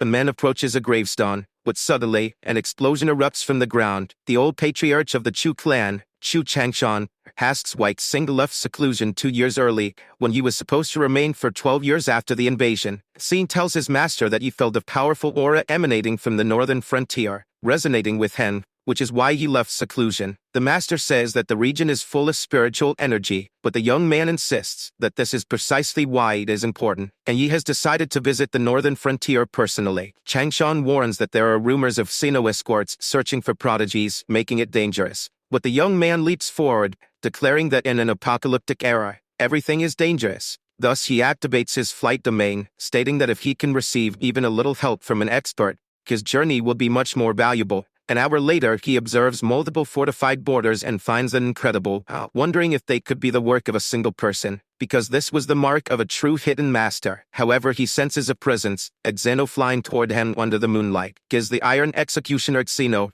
Unit 3578, which Xeno dodges. He evades by leaping away from the Xeno, but looking back, he sees another Xeno, one exuding an elite aura, and he had barely left seclusion, yet they were already after him. The other Xeno is Unit 1324, which states that a level 10 Esper prodigy has been detected and must be exterminated. Thus, the flying Xeno attempts to strike the young man, but Xeni quickly activates his control domain, forming a hand seal, manifesting a sword domain above the 2 Xenos, and creating an infernal fire and azure spirit formation, declaring that the Xenos will now face his wrath. Xian leads toward the battlefield, stating that times have changed and fearing that prodigies might not have a chance, especially since his father is stationed at the 7th defense line. In his previous timeline, prodigies only emerged in the 12th year of the invasion, getting humanity hope and pushing the Xenos back until the 20th year. He knew the Xenos had sent their top assassins to Earth to await the prodigies, but this world needed his plans, and he wouldn't let them fail prematurely. The flying Sinnoh defends against Sing's formation with its wings, while the giant one endures the strike head-on. Sing coughs up blood, admitting that handling 2 elite Xenos is too much for him. The flying Xeno effortlessly evades the strike, while the giant one shatters the sword with its hand, causing an explosion between the 3 combatants. Sing raises his hands in defense and spits blood, questioning how he could meet his end here when he had barely set foot into the world, but he refuses to accept it, holding on to the last moment, stating that if he must lose his life, he will take one of them down with him. As the 2 Xenos attempt to attack, Singi is saved while Xiang tells him to stay alert. A dust explosion covers the battlefield. Xiang places him against a tree. Sing recognizes that this was the senior presence he had sensed earlier, while the young man simply asks if he can still fight. The prodigy rises, stating that with the senior's help he can. Xiang then orders him to focus on the Iron Executioner with long-range support while he restrains the Colossus. Sing backs off, confirming that he understands as the flying Sinnoh approaches, detecting Xiang as an Esper of unknown level. The young man thinks that it has been a while since he last saw an Iron Executioner, but now it is merely a way for him to test his formations. Touching the ground, he activates a level 3 formation, summoning distorted earth spikes, but it proves ineffective, leading Xiang to remark that a level 3 formation is nothing against his enemy. Immediately he touches the ground again, accumulating 50,000 formations of spikes and cold bite, creating countless ice spikes in the area, which shatter the executioner. From afar, they take the shape of a frozen mountain. Sing remarks that these formations are far stronger than any he has seen before, and not only that, his combat style is nothing like those of the ancient clans, making him wonder who Xiang really is. The battlefield becomes engulfed in ice as the executioner is frozen, and the prodigy witnesses the feat firsthand. The Colossus continues its attack, while Xiang orders him to stay alert and not lower his guard. Thus, the giant strikes Sing with its immense tentacles, causing a massive impact on the ground in front of Xiang, forcing him to enter Asura mode, landing a punch on the Colossus's face. Sing watches Xiang land in Asura form and wonders if he was the top 10 ranked warrior. The young man in Asura mode thinks that a real battle is a great opportunity, and instead of ending it quickly, he will use it to improve the prodigy's experience. He recalls the area amplification formation and wonders if it can be applied to a person. Then, Xin apologizes for forcing him to retreat, but Xiang touches his forehead and orders him not to move while the boy questions what this is, until he starts trembling due to the tenfold amplification inflicted on his body. Xin writhes in pain on the ground, and the young man orders him to endure. The system warns that the human body cannot withstand more than this, and Xiang says that this much is enough for him to defend himself. Thus, the Colossus prepares to attack again, while he deduces that the prodigy seeks training, but in his current state, it is too risky. But he has no choice, until a purple flash forms in the sky, and Xiang wonders what it is, noticing that it is Sing forming a domain with his power, manifesting a sword or a barrier. However, the executioner breaks free from the ice. Xiang stands before him as the Sinnoh tries to attack, but he charges toward the creature, creating a level 4 thunder barrage formation, generating a colossal overload in the affected area due to a 50,000-fold accumulation. Both monsters are executed by the strikes delivered by their opponents. Sing lands beside Xiang, who exclaims that this is true combat power. The prodigy kneels beside the young man and thanks him for saving his life and opening his eyes, while the senior simply asks him to stand. Thus, the boy says that a mysterious Asura Esper, who secretly created formations and acted behind a mask, was planning something big, but he was not ready yet, for everyone knew that the world's greatest would resist the Xenos, and he asks if he intends to use this place as a battlefield. Xiang thinks he is a genius. Sing continues judging by his senior's expression and asks if his surname starts with N. Xiang is surprised, and the boy says it wasn't hard to guess since the Asura class was all about carnage in a slaughterhouse. For the formations on the 5th defense line, where he had volunteered a few days ago, were meant to avoid detection. Sing explains that everything he just said was based on intuition and questioning, so he should be forgiven if he was wrong, while Xiang wonders how he knows so much. Then the young man continues, admitting with some embarrassment that he had been in seclusion for only 10 years, but he watched TV and browsed the internet. he thumps his chest and asks for permission to lead the Chu clan to the 7th defense line, as it is his duty, and he also wants to buy time for his senior's plan. Zion thinks that there are truly intelligent people who can be trusted, and he thanks him, saying he needs time. The borders are dangerous, and you must promise to survive, for he is useful alive. Decides if he sees some people at the border, he must protect them, to which Xing reassures his senior not to worry, as he will do so. Zion only thinks of his younger sister and father. Then he asks Xing to take him to his clan, for before heading to the borders he will bestow him with the amplification formation as a gift. The boy continues saying that he has a younger sister who cannot speak, but she has great teleportation abilities, and with amplification she will be invaluable at his side. The day's news is about the Chu clan prodigy emerging and defeating a level 10 Xeno, reaching level 9, while the mysterious formation master reaches rank 8. The city's people discuss the news, as at this rate they would reach the borders before the veterans, and it all seemed like a fantasy novel. At the slaughterhouse in Yi City, Sengi introduces his sister, Chu Tian, to leave in the hands of his senior, who realizes he wasn't joking when he said she was younger, and he questions whether he is being made into a babysitter while he goes to war, while the girl sits sucking on a lollipop. Some people comment that the current prodigy is hanging around with the loser Nan Ziying, who despite his talent, associates with worthless people. Then Chu Tian draws an S in the air with her finger, imbuing the air with his energy and making the people disappear from their surroundings. A civilian shouts that 2 old women have fallen from Asura, while Ziying recalls the name Chu Tian, who was ranked 12th among espers. He holds the girl's hand and says it is an honor, while thinking that with her, he wouldn't need to travel and could switch between the 5th defense line and the slaughterhouse at will. Thus he no longer needed extra work to cover his necromancy. Instead he summons the tree that requires 1,000,000 dead to evolve, his 4th ability. John Yuan shouts, asking how he intends to handle all the slaughterhouses across 20 cities around the 5th defense line, for he would be overwhelmed, and the distance was enormous. But Zion tells her to relax because he had planned for these details and needed authorization. The girl says it was not a problem since the slaughterhouses were located beneath the cities. The young man turns around thanking her as he has to leave because he has something to do. The girl ponders that his ability seems to have grown significantly again, and that he no longer appears to fear losing his life. However, he has yet to go to the front lines. Ziying explains to Chu Tian that there is a massive flow of source stones in the slaughterhouses, and they need to improve them to an unprecedented level. Thus, the little girl uses her ability to teleport them north, where they encounter the wolves. The young man reflects that he must start summoning, as he has some source stones to burn, and so he asks to be taken to Emperor Qin's mausoleum, 1,000 kilometers away. The girl focuses once more and makes them disappear from the location, startling the wolves. They appear above a cliff, and Zion wonders if the girl made a mistake in teleporting. But he realizes that this was the limit of her teleportation range, and even with a simple amplification,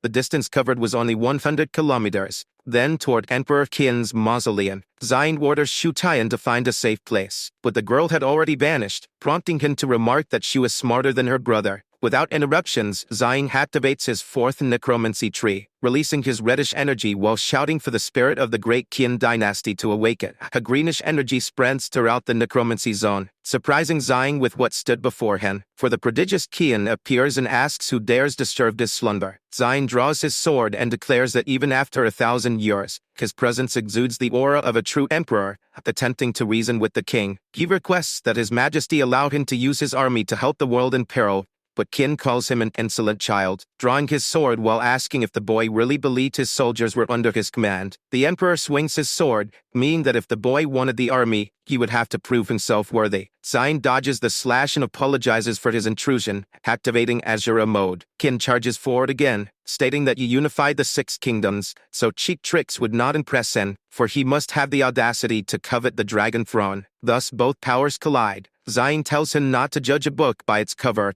and to prove it in a real fight, while the emperor calls him arrogant. The young man uses Asura's dragon slayer to strike at the emperor, but Qin evades the attack and questions how bold he must be to call himself the dragon slayer, declaring that he will show him the real thing as he invokes the supreme emperor's will. The dragon forms in the emperor's attack, aiming to strike Zion. The boy attempts to use his Asura ability again, harnessing the power of the beasts he had tamed, but he cannot even wand the dragon, forcing him to enter maximum Asura form, acknowledging that this was to be expected from an emperor-level spirit. The skeletal form materializes around Zion as he unleashes hell on earth, clashing directly with the dragon. Qin scoffs that it is nothing more than your theatrics, but Zion wants to know if that is really the case. For the dragon gradually begins to be consumed by Asura's reddish energy. The Emperor demands to know how this is possible, but Zion closes in to strike Qin while apologizing to His Majesty. Thus he cleaves Emperor Qin Zheng in half. Qin concedes that it is enough, warning that if he landed another hit, he would reduce the entire mausoleum to rubble. Zion sheathes his sword, and the Emperor acknowledges the boy's victory, but he had been dormant for many years. So before the boy could lead his army, he had to tell the Emperor his full story. Qin states that he cannot abandon his descendants and hands Zion a tiger statue,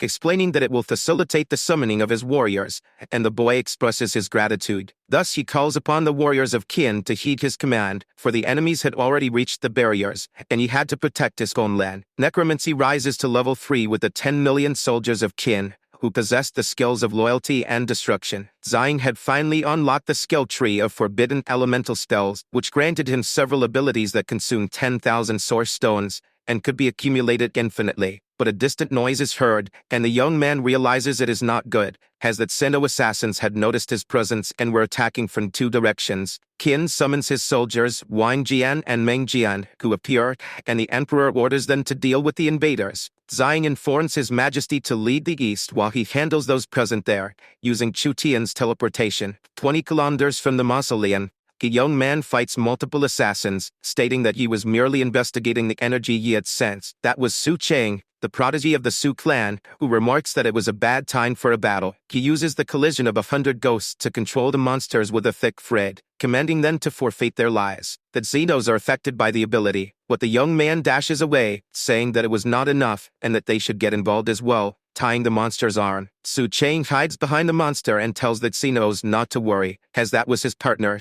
and they would not be harmed. That Sinnoh mercilessly attacks his own ally, cursing them for not hesitating even against their comrades. Cheng's puppet retaliates while the boy encourages it, telling it to fight for Han. Thus, an equal struggle of abilities ensues between the 2 Xenos. Che glances back, spotting a stealth attack from a Xeno, and ducks to prevent the strike from reaching him easily. The assassin Sinnoh tries to attack him from above, severing Cheng's puppet with a single blow. Its blade nears the boy, and he declares that he will take everything from it, as the Xeno would not leave alive either. But the sword is intercepted by another thin blade. Su Cheng wonders what it is while noticing the greenish ore. Qin introduces himself and tells the boy not to be afraid, as he came to assist, surprising Cheng with the presence of the first emperor of China. The emperor slashes with his sword, stating that he has no time to waste, and the young man thanks His Majesty. Yin Zheng advances against the Xenos, questioning how they dare harm his descendants, and orders his soldiers to show no mercy. The Jian twins agree with their king, attacking the remaining Xenos on the battlefield. At the same time, a noise is heard from afar. 20 kilometers west of the Emperor's mausoleum, 2 siblings from the Qin clan shield themselves from the Sinnoh attacks, Qin Sui and Qin Yang. Qin urges Sui to listen to him and just run, touching the ground and activating his plant invocation to wound the monsters, creating a wooden behemoth to restrain them. He shouts that there is now a chance for his sister to escape, but Sinnoh executioner slice through the wood. Ying attempts to restrain them with vines, but blood splatters on his face, for the executioner had wounded Sui, who stepped into the strike's path. With tears in his eyes, the young man screams, demanding how the executioner dares lay a hand on his sister, unleashing a strike that hurls the executioner far away. Sui warns her brother that 2 colossi are behind them, and that he should be cautious. As the colossi strike is about to land, it is pierced by a crimson sword. Zion commands Chu Tian to teleport all those Xenos 1 kilometer south, then instructs the 2 siblings not to move or speak during the teleportation. Raising his hand toward them, he declares that he will amplify them quickly. Ying and Sui scream in pain as the formation strikes their minds, but Zion reassures them that once the amplification is complete, they will be able to handle half of them, while the other half will serve as a test for his forbidden spells. He casts a thunder spell, launching an attack skyward while extending his hand, striking a cloud and amplifying the overload a hundredfold. Then he unleashes it upon the beasts, reaching level 2 as a spellcaster summoner, and doubling his target. Ying tells their benefactor that he will handle only half, and Sui asks to leave the rest to them. Zion apologizes for overdoing it as he puts on his mask, thinking that he did not expect the spells to be so powerful. The prodigy of the Sui clan calls for attention as there are still Xenos remaining. Then both he and his sister attack the Xenos with their plant manipulation spells. Sui manages to pierce the Colossus with her vines, and Ying does the same with the executioner. Zion states that he has seen enough combat power and that the last coward is his to deal with. He then clenches his hand while casting the Forbidden Earth Element spell, which creates a gigantic earthen arm overloaded 50-fold. He commands his strike to bury his opponent, creating a massive dust impact at the battlefield, leaving only Hen standing amidst the battle. Chu Taeyan thinks that he is using a firearm to shoot a mosquito by wielding such power.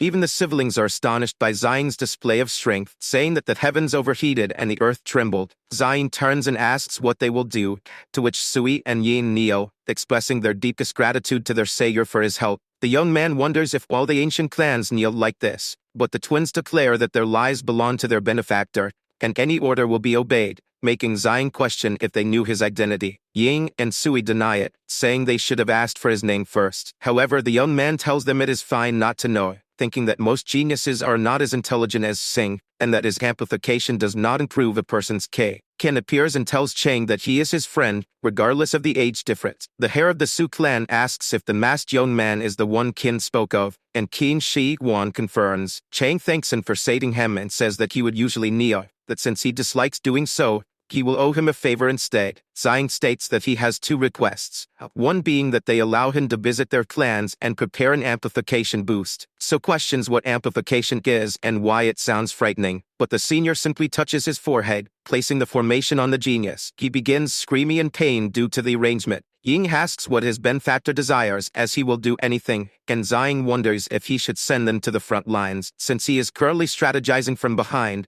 Sending them to fight would be a moral contradiction. He asks them to take care of their own, and Chang remarks that the masked man is terrifying and wonders if it is hard to tell what he is thinking. After all, he summoned the army to protect his homeland but does not share his plans with them, questioning if Zhang intends to act like a lone wolf in the shadows. Sui asks how dare he speak that way to their benefactor, but Zhang admits that he is right. He needs them to gather their clans and head to the 7th defense to buy him time, and those who survive can find him at the 5th defense line. And when that happens, he will reveal his true face, surprising the prodigies who accept the proposal. Zhang hands the tiger statue to Chang, saying that he is entrusting him with Qian's 10 million soldiers. Then the young man bows to the geniuses and says he is leaving everything in their hands. Meanwhile, Qin reflects that the blood of an emperor flows within him, and that the spirits will never fade. News reports state that prodigies from the Su and Qin clans are leading at the 7th defense, while those from the Lin, Zhuge, and Shou clans have been defeated by the Xenos. Xiao Liu wonders what is happening, as it seems like they are being picked off one by one, and Wan laments the future of the children who were supposed to be the strongest. Zion reflects that prodigies are emerging earlier than in his previous life, and this is not sustainable, for even if he rushes to save them,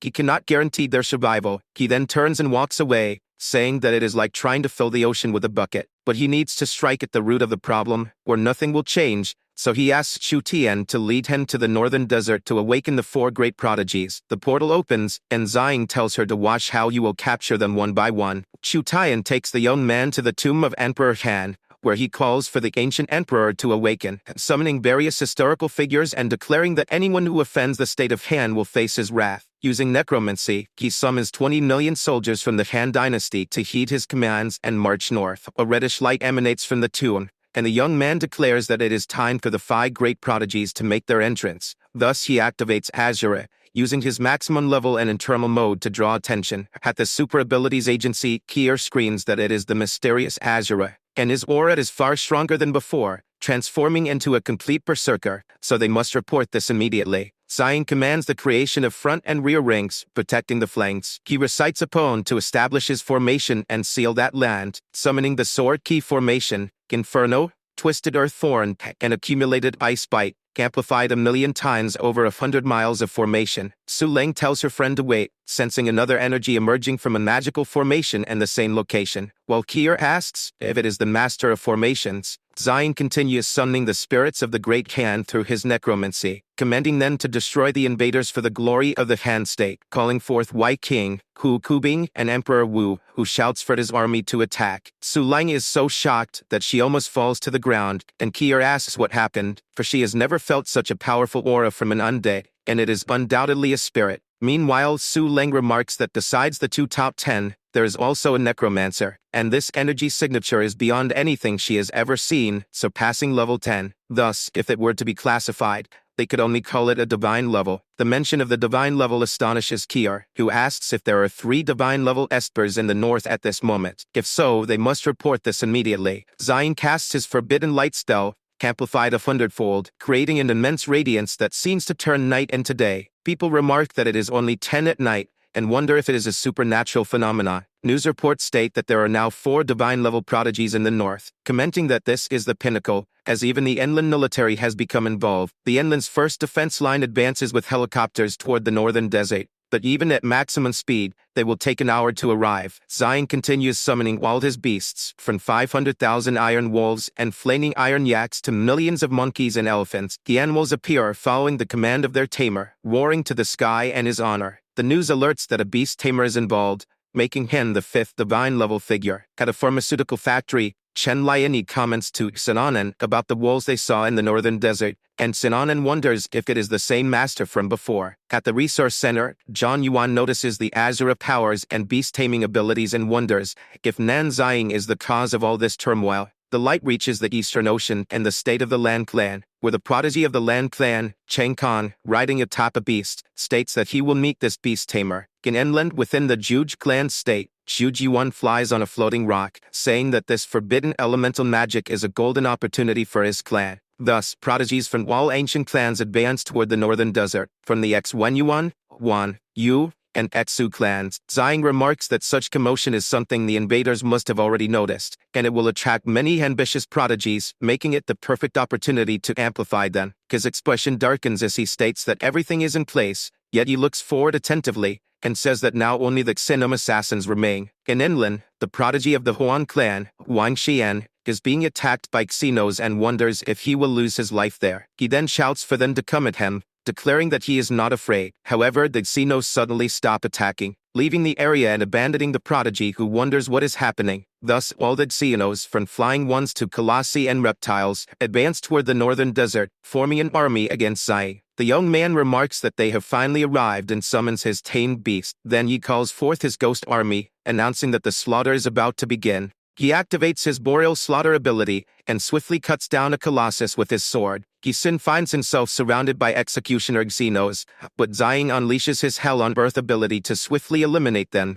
The young man turns back, watching as his wolves tear into the Xenos. The yaks use their heads to defeat them, and the Monkey King strikes them down. Even the spirit of Emperor Wu is battling the Xenos, splitting them in half with his blows. Ziying begins floating with a spell and says that, as expected, the beasts and spirits are even more formidable with his amplification spell, yet even with all his resources, they are still being overwhelmed by the adaptive Xenos, and the same applies to the spirits, who are being sliced in half by the adaptive Xenos. Thus, if the battle continues, he will suffer unnecessary losses. Ziying calls upon the beasts and spirits and states that he will ignite a fire in the center, and they must encircle the enemies, forming a perimeter and pushing from all sides. The beasts should focus on the metal executioners and the trolls, while the spirits should engage the venomous monkeys and the paralyzing behemoth. Amidst several colossi, Ziying states that this location belongs to the Xenos and begins layering the formation, striking the ground with his aura-infused palm. He creates an explosion that pushes all the Xenos away. The blast annihilates everything in its path on the battlefield. Ziying then informs Chu Tian that he will need her help in the next phase, because if any Xenos break through the formation and reach the city walls, she should teleport him there. However, he notices Chu Tian's teleportation aura swirling around him, and the girl smiles at her friend, sending him directly in front of a giant Xeno.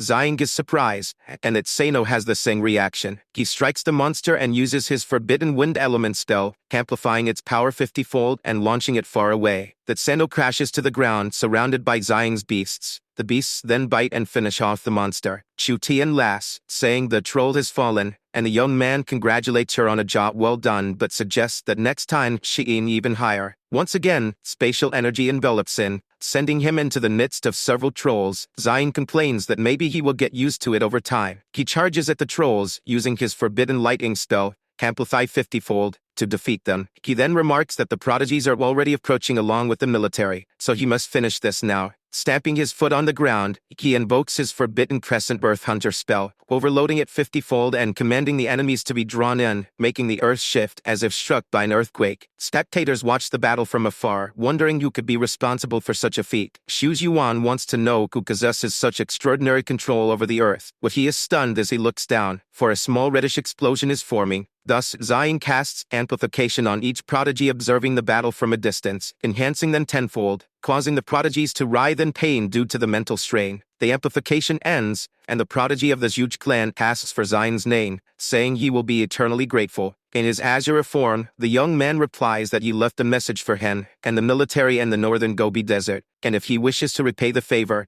he only needs to obey. Then he vanishes, and Jude Yuan reflects that he disappeared after giving such a gift, and still did not reveal his identity. Creating a stone with his ability, he declares that he will honor the request and head to the northern desert to see the message. Finally, the military begins surrounding the battlefield with helicopters. Commander Xu Chiang arrives and asks if this is the right location, searching for the prodigy, while his soldier confirms but admits he also does not understand the situation. However, the ground starts trembling, lifting stones into the air and startling Su Chiang and his soldier. Xu Jiwan descends to meet the commander, stating that he knows the reason. This is the formation the prodigy buried the Nen. Su Chiang asks where the mystical prodigies are, but the young man explains that he merely created the formation and was wearing a mask. The huge family prodigy explains that he disappeared after enhancing their abilities, and the other prodigies affirm the same experience. Lan Changkong presents a stone structure, stating that this is the message left by the prodigies. Everyone turns to see what it says. The commander orders a photograph to be taken and calls for all high-ranking military officials and elder clan leaders to an emergency meeting. From afar, Zhang reflects that it is still not time to reveal himself. He is the only way to secure military aid, and he has already eliminated most of the aliens. However, if they discovered that the 5 prodigies were the same person,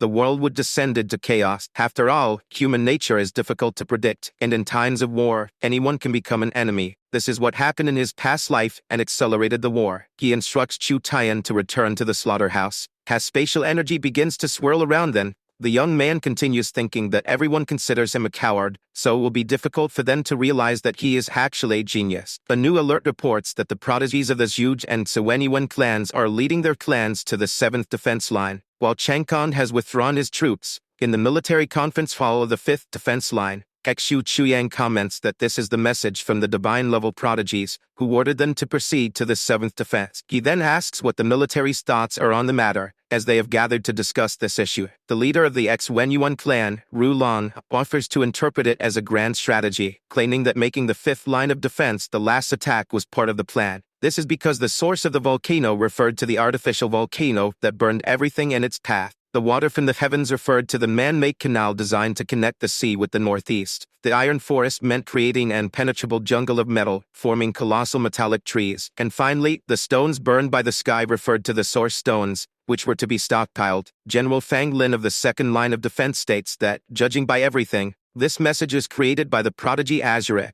as believing his words would be reckless. Li Fei from the 3rd defense agrees with Hen, saying he didn't know the 5 geniuses, so betting the nation's survival on an encrypted message was madness. However, a man at the corner of the table interrupts, asking for a moment. Huge Chaming states that if the message is made by Asura, then the other prodigies were present, and otherwise, the prodigy of formations would have informed the clans, considering their demands, which involved powerful formations and spells that required everything. Rulon agrees and says that the prodigies did not reveal themselves, since his brothers Yuge spoke well, and in times like these, they had no choice but to gamble, for he felt this would be the greatest decision ever made in the East. Su Chuyang comments that the 5 prodigies lived thousands of level 10 alien assassins in less than an hour, which is improbable, but they were their body and blood, and their fate was one and the same. So his decision was to support the 5 prodigies. News spread through the city about the projects mentioned on the stone engraved by the prodigy, and people wondered what they were doing. Zion from the 5th defense says that making a decision swap was good for a great nation, and he had made the right bet, because they placed their faith in him, and he would not let them down. Engineer Lee approaches and tells Chief Nan that these projects were similar to those they were already working on. However, the members of the 5th line screamed that there was a red vortex in the sky. It was coming from the 7th defense, surprising Zai. He looks up at the sky, sweating cold from fear, remembering that this event was only supposed to happen 2 years from now,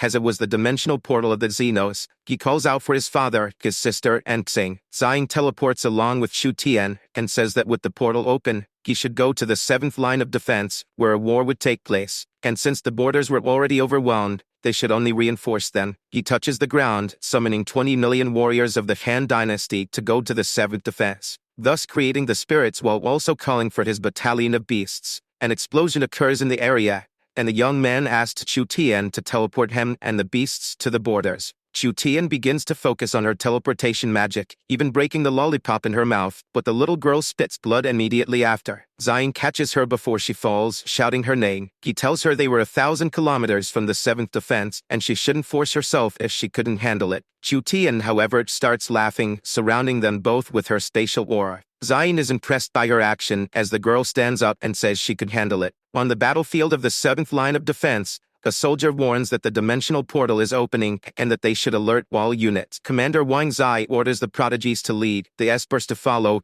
the infantry to clean up the remnants, and the artillery to provide cover, protecting the line at all costs. John tells his brother Nan that they were filled with bonds and asks if fighting even made sense. Well, Shen responds that he shouldn't speak like that, because he should look at all the prodigies who were there. In the last crisis, they found the prodigies and an army of spirits, and even with no chance of victory, they needed to find a way. Lo Zhan asks if he thinks old men like them would meet defeat, but Shen says that doesn't scare him because this was an endless war. The prodigies had to be strong, but they had fresh blood, so they got tired, bled, and lost their lives. The commander comments that they were very young and even children who had fallen on the battlefield, while Nan looks down in reflection. He places a hand on John's shoulder and says this was all the more reason to give their all, because they should support them with every shot they fired, and if things went wrong, they should give their lives for the prodigies. The commander quickly agrees with him. Then the Xenos begin to fall from the sky, and the commander of the 7th line orders everyone to engage in combat. Xing floats alongside the Qian army and commands them to paint the battlefield red. The prodigy of the Chu clan begins to create his sword manifestation domain, causing a gigantic explosion that engulfs the battlefield. Swords start emerging from the portals. These were the heart-seeking blades, striking the defenseless monsters. Chang controls some Xenos like puppets and orders them to prepare, for it was time to fight. Qian Shi Huan commands his army,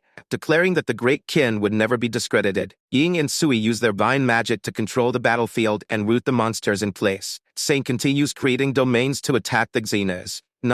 Shan informs him that the beasts were 2 clock hours away, at a distance of 3,375 meters. Thus the army fires from within the walls, striking the battlefield alongside Xing. The soldiers continue relaying information and holding the line against the new wave of enemies, until a presence emerges in the sky, and the commander of the 7th line states that he has never seen this type of Sino before. It was a gigantic demonic presence, with chains wrapped around its chest, rushing toward Che. The prodigy of the Su clan asks what that thing was, as it was taller than the city wall, and the giant Sino slams its hand onto the ground, causing an area of destruction. The puppet monsters created by Chang are destroyed due to the attack. However, King Shi Huan orders Bai Qi to protect his friend, and the soldier agrees. Smoke engulfs the battlefield, and Chang flees, stating that he was fine and that this creature was not normal. The Qin Emperor commands all his soldiers to fight alongside him to defeat that giant sinner. But the Xehanov swings its arms, its chains forcing all the soldiers to retreat. It strikes the ground to prevent the advance of the ghost soldiers, and Qin Shi Huan curses it for noticing them. The emperor shouts that they were the warriors of Qin, and they had faced even stronger enemies on the battlefield. Now alive once again, they should not fear. Thus the ghost advanced toward the monster's head, intending to strike it down. A soldier charges forward, calling for the espers to hold the enemies at the rear, while the commander shouts for the infantry to engage the aliens. The soldiers comply with their commander, descending from the walls to attack the Xenos. Alongside the prodigies, the commander orders them to advance within, as they would capture the leader of the aliens. Hundreds of millions of soldiers advance toward the giant monster in an attempt to take it down. 200 kilometers from the 7th line of defense, Chu Tian's spatial energy gathers. Zhang asks if the girl can keep going. The girl responds that only 200 kilometers remained, and she could already sense her brother. Su Cheng asks His Majesty to take the undead army and hold off the other aliens, leaving the great monster to them. Qin Shi Huan orders his soldiers to follow what his friend said, and they should obey. Thus, the heir of the Su family leaps toward the Xeno leader with his puppets, declaring that this would be the end of that monster. He shoots his strings forward using the palms of his hands. The controlled Xenos encircle the leader, and Chang orders them to try and restrain its head for 30 seconds, calling it Scun. Sing flies over the battle, expanding his domain to manifest the sword, unleashing a massive attack toward the Xeno leader. Yin uses the vine prison to trap the aliens, while Sui conjures his one-tree forest to encircle the opponents. The defense line commander charges toward the vines, wielding his sword and summoning his Kylon flames, unleashing a burst of fire that sets the entire battlefield ablaze. He notices that the monster is too strong and cannot be harmed, even with the combined power of 5 espers. the Esper leader uses his broken swords in a descending motion, driving them into the battlefield while still surrounded by fire, forcing everyone to retreat due to the power of the blast. But the commander orders them not to lose focus and to keep attacking. The monster continues attacking relentlessly, giving the Espers no respite. Then, a windstorm begins to swirl around the battlefield, destroying everything in its path. Shan, aboard a helicopter, warns everyone to retreat because he was going to detonate that monster in the sky. Sing quickly looks up,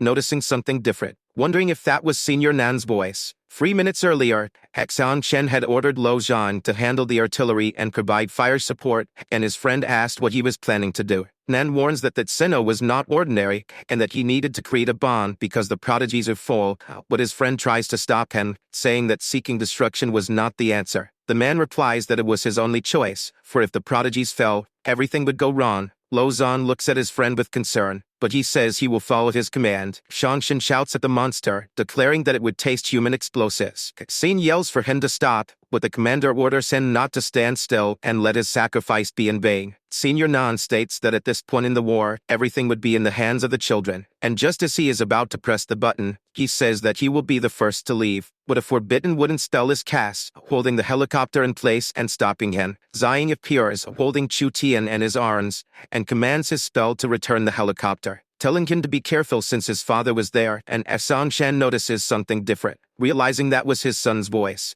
and seeing him through the window as he flew across the sky. The prodigies shout for their benefactor, surprised that he had arrived, and that Sino leader tries to attack him, but Zhang throws Chu Tian to Xing and orders him to be careful, because he must disable all satellite communications, and the genius Chu agrees with him. The commander asks Xing who that man was and why they needed to shut down the satellites, but the prodigy simply states that he would obey him. In the Defense Line's command center, the informants report that they lost contact with the 7th line of defense and should establish immediate communication. Su Chenying says that just now, a giant tornado appeared, and he fears that the prodigies are in danger, wondering if the 7th defense has fallen. Zion dodges that Sino leader's attack, then looks ahead and activates the full power of the Asura talent. Everyone on the battlefield is shocked by the impact of the sinister energy being generated, but the creature's sword begins to fragment as Zion grips it. The young man states that in this place, they had an A-rank Sino sword titan. With his expression changing, he declares that it had been a long time since he had seen it. Wanzai wonders if that was the mysterious Asura they had been talking about,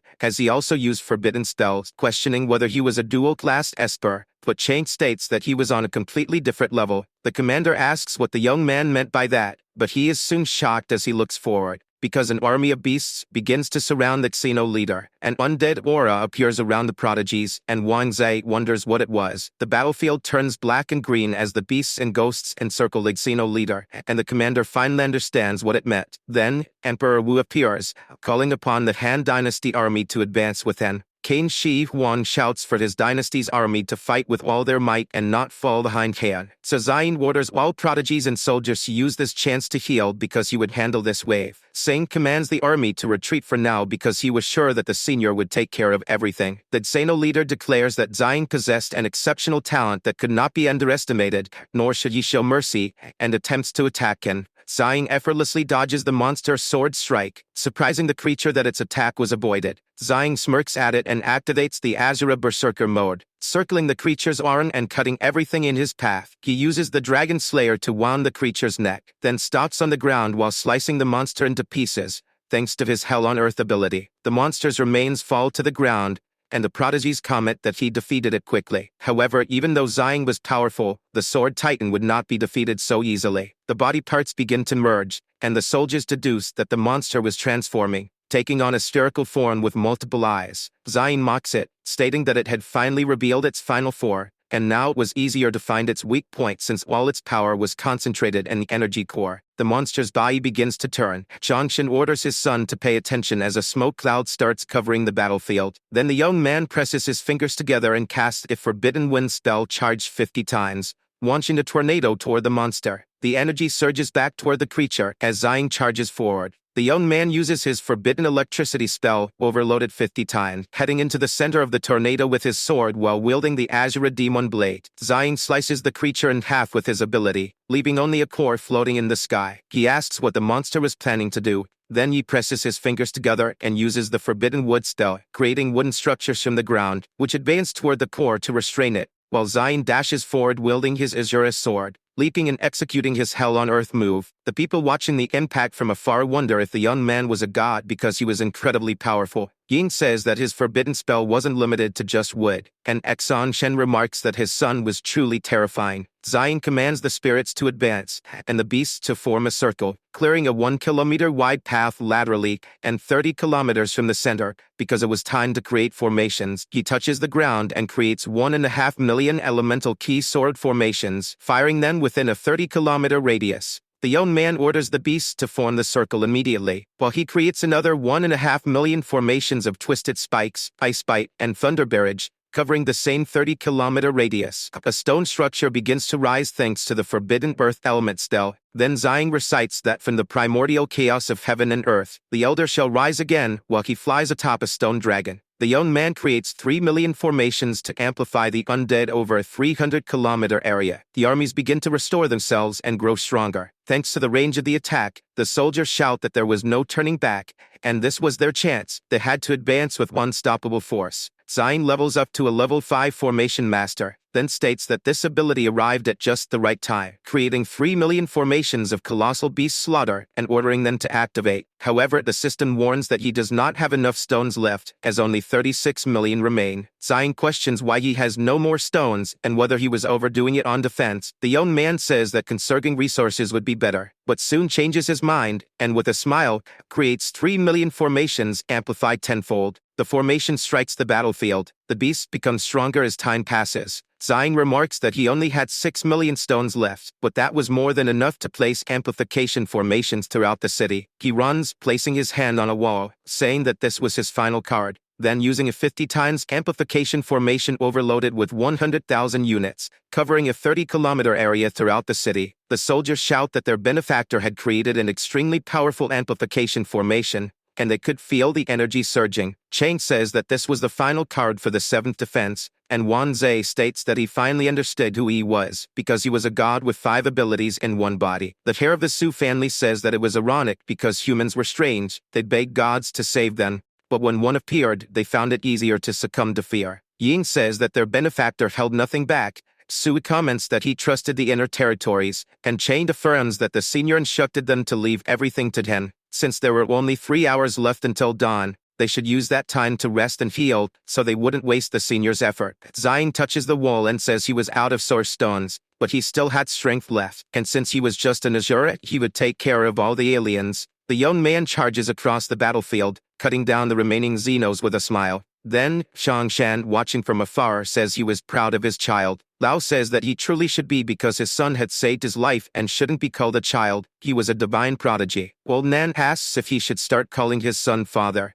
and his friend bursts into laughter as the battlefield turns red. Zishan states that Chu Tian was merely exhausted, and not in life-threatening danger, because she was inside and her brother was outside. So Xingyi didn't need to worry, he should just rest and wake up in 2 days. The prodigy agrees and says he is grateful that she is there, but he couldn't waste his time and energy since he was weak. Zishan asks if he ever heard that intelligent minds often fall early, but says that she wouldn't be able to convince him, so Xingyi should do his best, as she would take care of the wounded outside, and Xingyi tells her to go. The girl says that deep down, her brother was grateful for him. The prodigy with a smile says that he knew that. Then Chu Tian wakes up and calls for her brother, who notices her awakening. The girl asks how long she was unconscious and how the battle was going because Zhang's abilities required source stones, and she was worried. Xing repeats about the source stones, but he stands up and asks his sister to wait, as he would be back soon. Outside, the Xenos pile up in heaps of bodies, destroyed by Zhang. The breathless young man says that he was finally done, and the moment was near, as he had done all of this in just one night. But Xingyi appears behind him, saying that Tyner had woken up,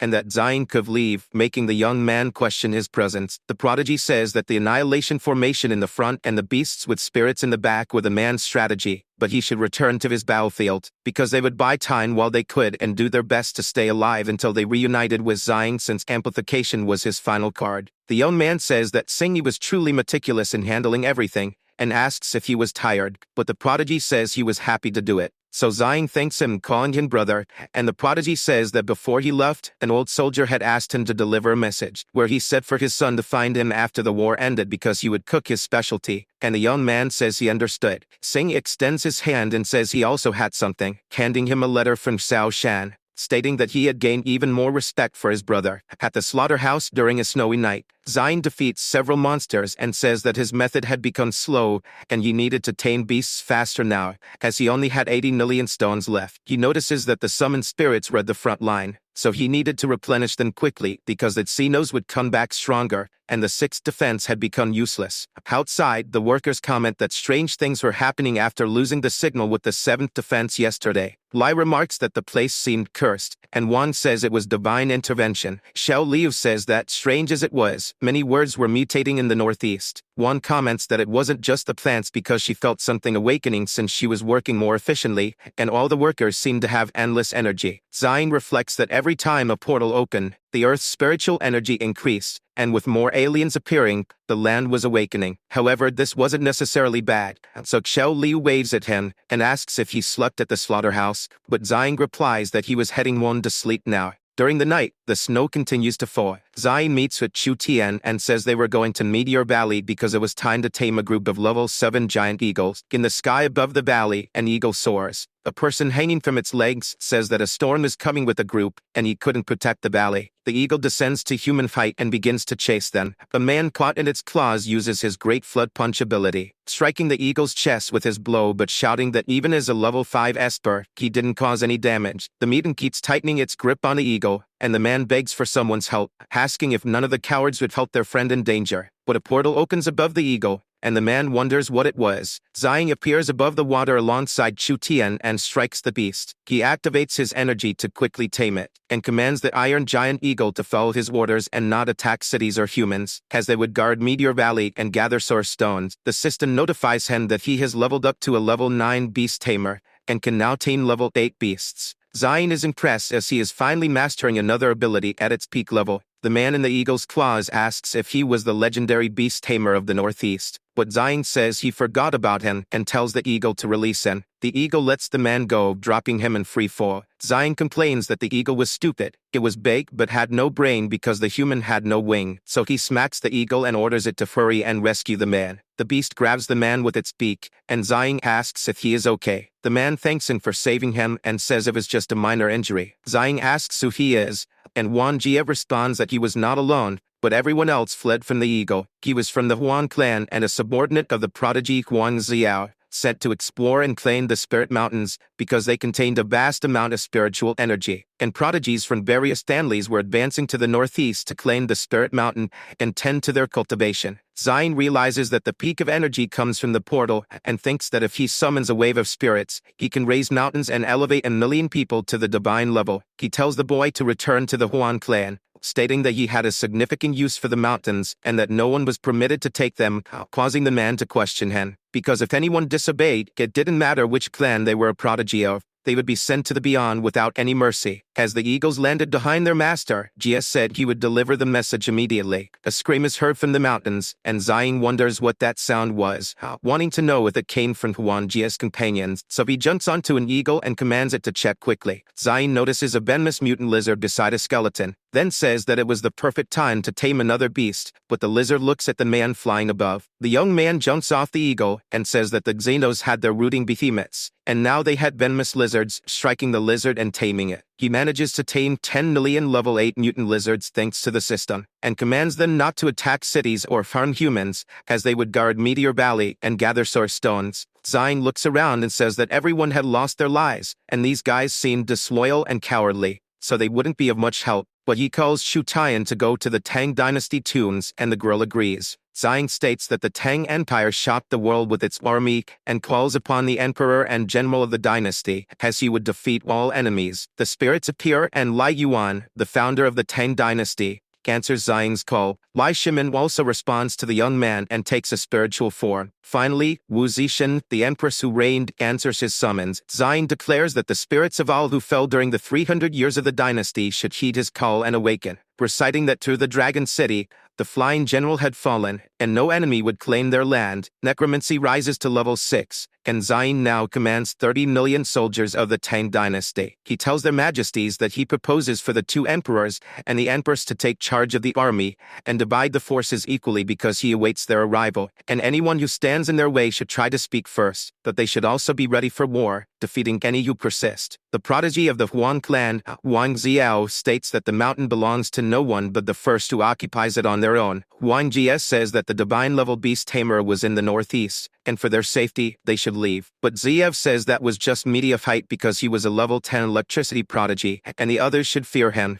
because he might have tamed the beasts in Meteor Valley. But Moda Mountain was a place of abundant spiritual energy where he would cultivate, and the other clans knew that the place belonged to him, so if any tamer dared to go there, he would make sure they never returned. Zion appears and asks how he planned to ensure he never returned. The prodigy of the Huan clan turns and asks if he was the cowardly beast tamer people were talking about, who arrived alongside a child. Wan Jia says that he delivered the message, but his master refused to listen. Then Zio shouts that Jia brought disgrace to the Huan clan, and should get lost because he never wanted to see his face again. Zion provokes the prodigy, saying that honestly, his servant had more brains than he did. Surprising Ziao with his provocation, the young man says that if he was a prodigy, he would ask one last time if he intended to claim his mountain. Zio laughs and says he wasn't just a mere prodigy, he was practically a sovereign king level, and if Zion retreated, he might leave alive. Surrounded by wolves, the prodigy tells him not to think that a mere tamer like him could face him, as every time someone came to the mountain, they were defeated by him. Zion agrees with him and says that since he was so stubborn, he shouldn't blame him for what happens next. Zio questions the electricity, wondering if Zion wasn't just a tamer but could also use electricity. The senior commands him to stop talking and wields his lightning blade. Jia shouts for his young master to be careful, but Juan grabs his servant and puts him in front of the attack as a shield. Zion asks what kind of failed prodigy he was to be worse than animals. Xiao says that servants were nothing more than pawns who should sacrifice themselves for him. He challenges Zion, saying that even though he knew lightning techniques, he would show him true celestial electricity, but the senior merely mocks him. Juan conjures a ball of energy in front of N and asks if Zion was going to start begging for his life, but it was too late. However, the young man replies that he hadn't used his blade to avoid being seen as a bully, but the so-called prodigy really thought he was someone important. Then Zion's electricity spreads throughout the entire area,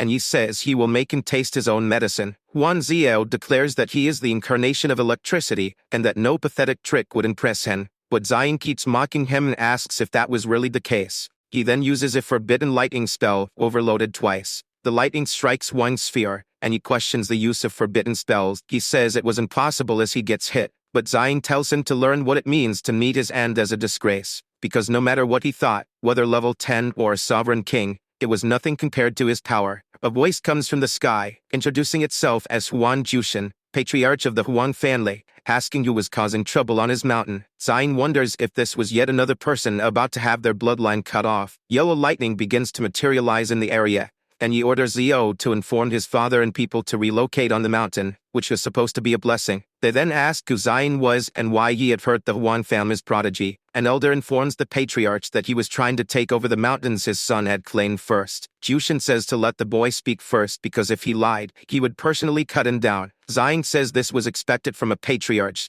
and that it was good he would let him explain clearly, because he was one of the 5 divine-level prodigies of the Northeast, the summoner of forbidden spells. Jushin wonders if he was one of those everyone had been talking about, and even the family is impressed that he was the one who had defeated the Zeno assassins. The young man explains that the mountain had been conquered by the 5 prodigies to ensure humanity's survival, warning Juan, but he refused and ruined the plan. Thus, the patriarch asks if he really did that, as Ziao was in the wrong. The elder questions whether the patriarch was intimidated by the title, saying he could get revenge for his son. However, the patriarch shouts that this was insolence. He strikes the elder's head, declaring that Zio's actions caused the confusion. The elder kneels and begs for forgiveness, but Jushin commands him to be silent, stating that he had committed a mistake against humanity, and asks who would fight against the aliens if not done. He then lowers his head and apologizes to Zion, saying he did not mean to offend him and that they would leave. The young man simply accepts the apology. The Huang family turns and orders the father and son to be imprisoned,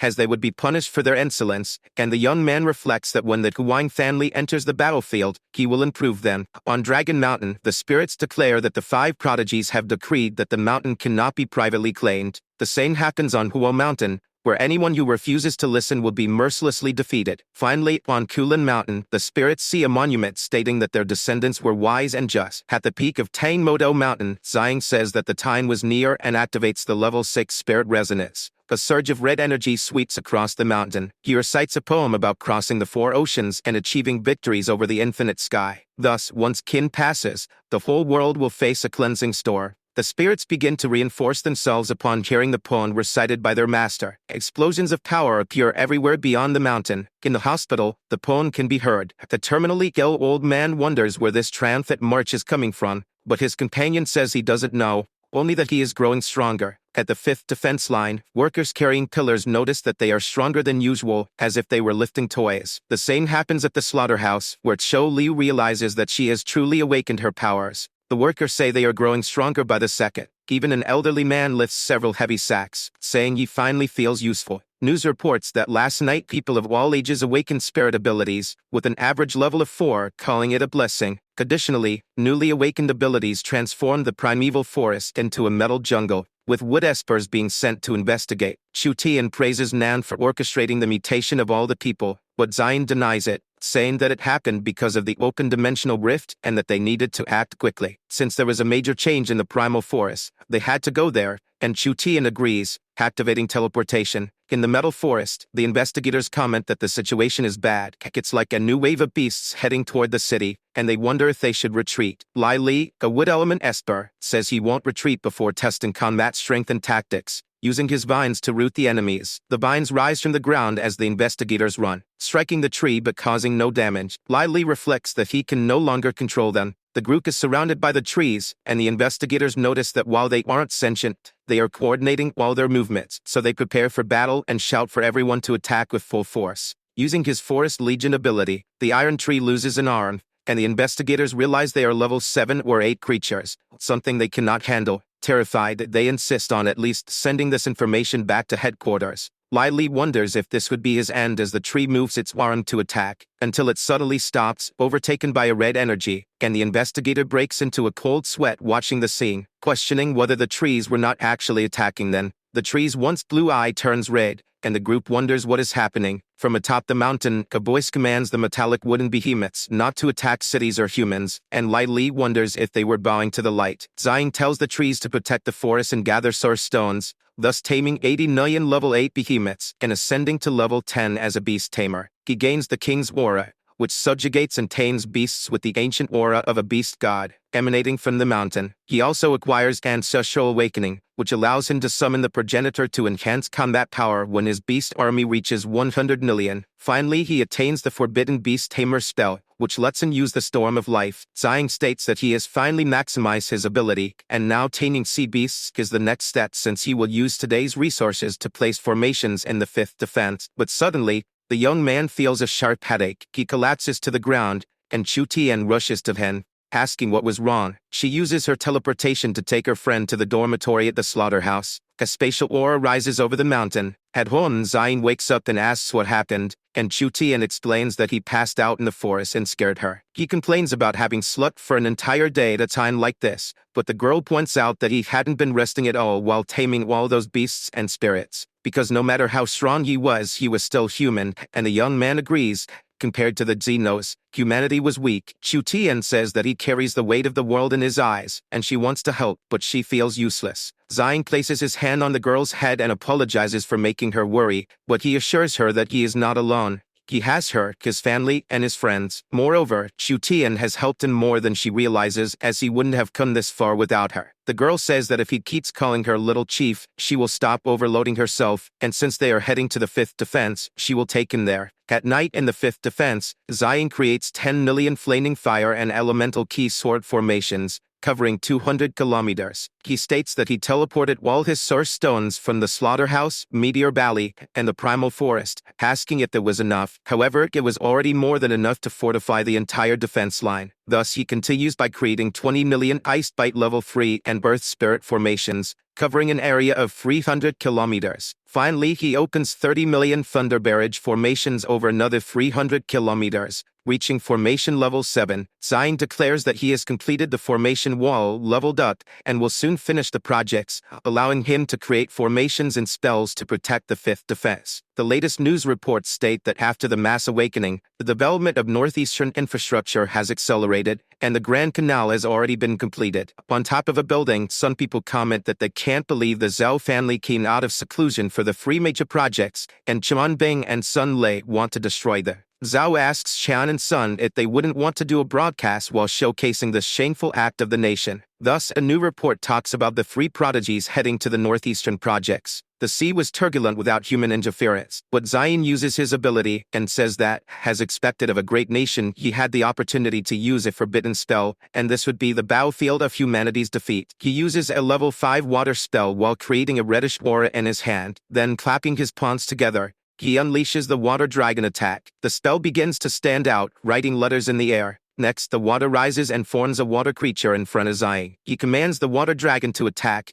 and then moves his hand forward, activating the Asura mode, which makes energy surround the magical being. Zion tries to attack, but the dragon defends against the blow, so he uses the forbidden water spell to stop the dragon. The water creature dissipates in front of him. Zion comments that it was good because a simple level 5 spell could defend against the Asura form in this mode, and if combined with the power of the Grand Canal, it would be an enhancement to his strength. The young man clenches his fists and uses the water dragon spell again, but this time with a 5,000 times overload. Thus he ascended to the 6th level of Forbidden Spell Summoner, with the requirement to level up being casting 6,000 spells. Zion comments that his ability had reached level 6, and that it shouldn't take long to be fully maximized. The 3 prodigies start their broadcast and say they were above the Grand Canal, and it was time to give the people what they really wanted. Zhao tells Qian and Sun that he would take care of destroying the canal, but Tuan refuses and asks to take on this task first. Sun laughs and tells him to wait. Then he activates his Chu Fire spell, creating a dragon. His friends say that Sun was playing dirty,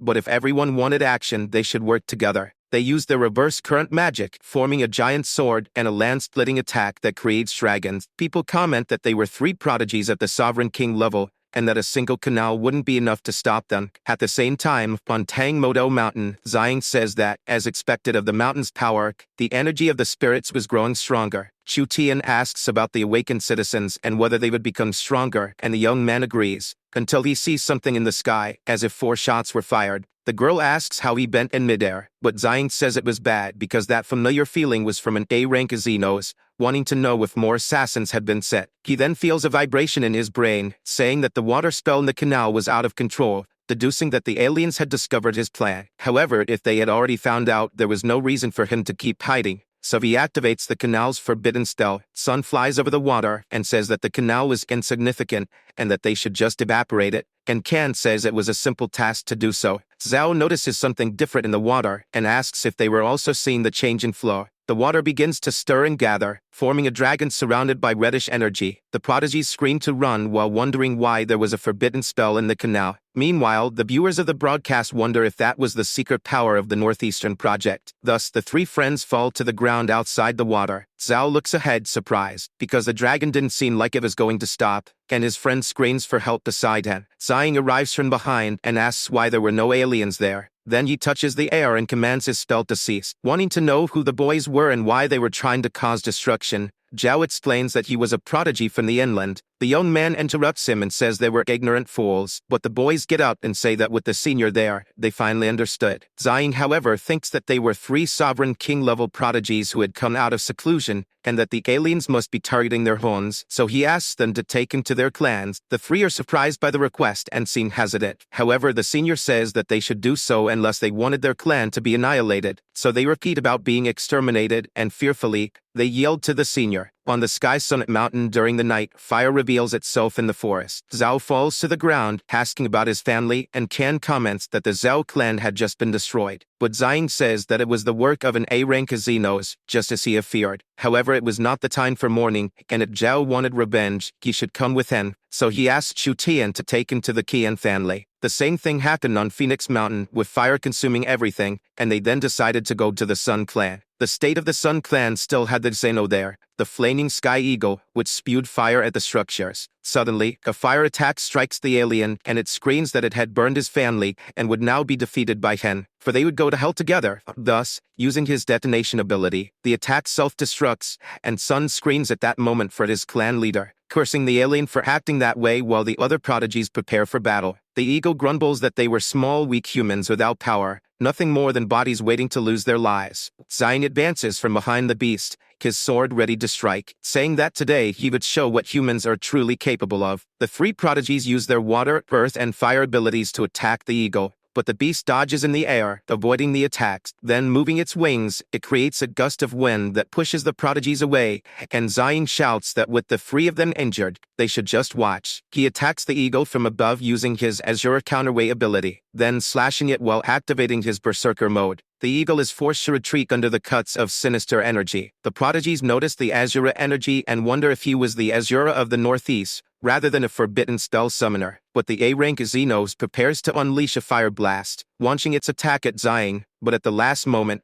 Chu Tian shouts for teleportation. Being held by the little girl's hands, Zion thanks her for her hard work. Then he strikes the eagle in the back using the demon-slaying Asura. That Seno grumbles breathlessly that he had done a good job. As it falls, it says that Zion was worthy, not of death, but of enslavement. He asks what kind of enslavement it spoke of because he would make the Xenos swallow its own words. Thus, using the Dragon Slayer, which materializes a dragon of sinister energy on his back, the dragon charges toward the eagle, which asks if it could simply heal from something since it would tear that power of his to pieces. Transforming into a sphere and calling Zion an arrogant human, it then collides with the dragon. The eagle returns to its normal form and orders Zion to perish, but the young man evades the blow and prepares his sword using the Hell on Earth ability, slashing the eagle in half, which calls him useless and a spark. Without giving it time to react, Zion uses the Ice Bite formation with a 50,000 times overload, sending the eagle to damnation along with its spark. Kanan comments that the eagle was frozen and shattered, and Jao wanted to know how the Asura knew the formations. Zion looks down and points his finger, using the amplification formation to magnify the target tenfold, striking the three prodigies who agonize in pain. The young man descends from his flight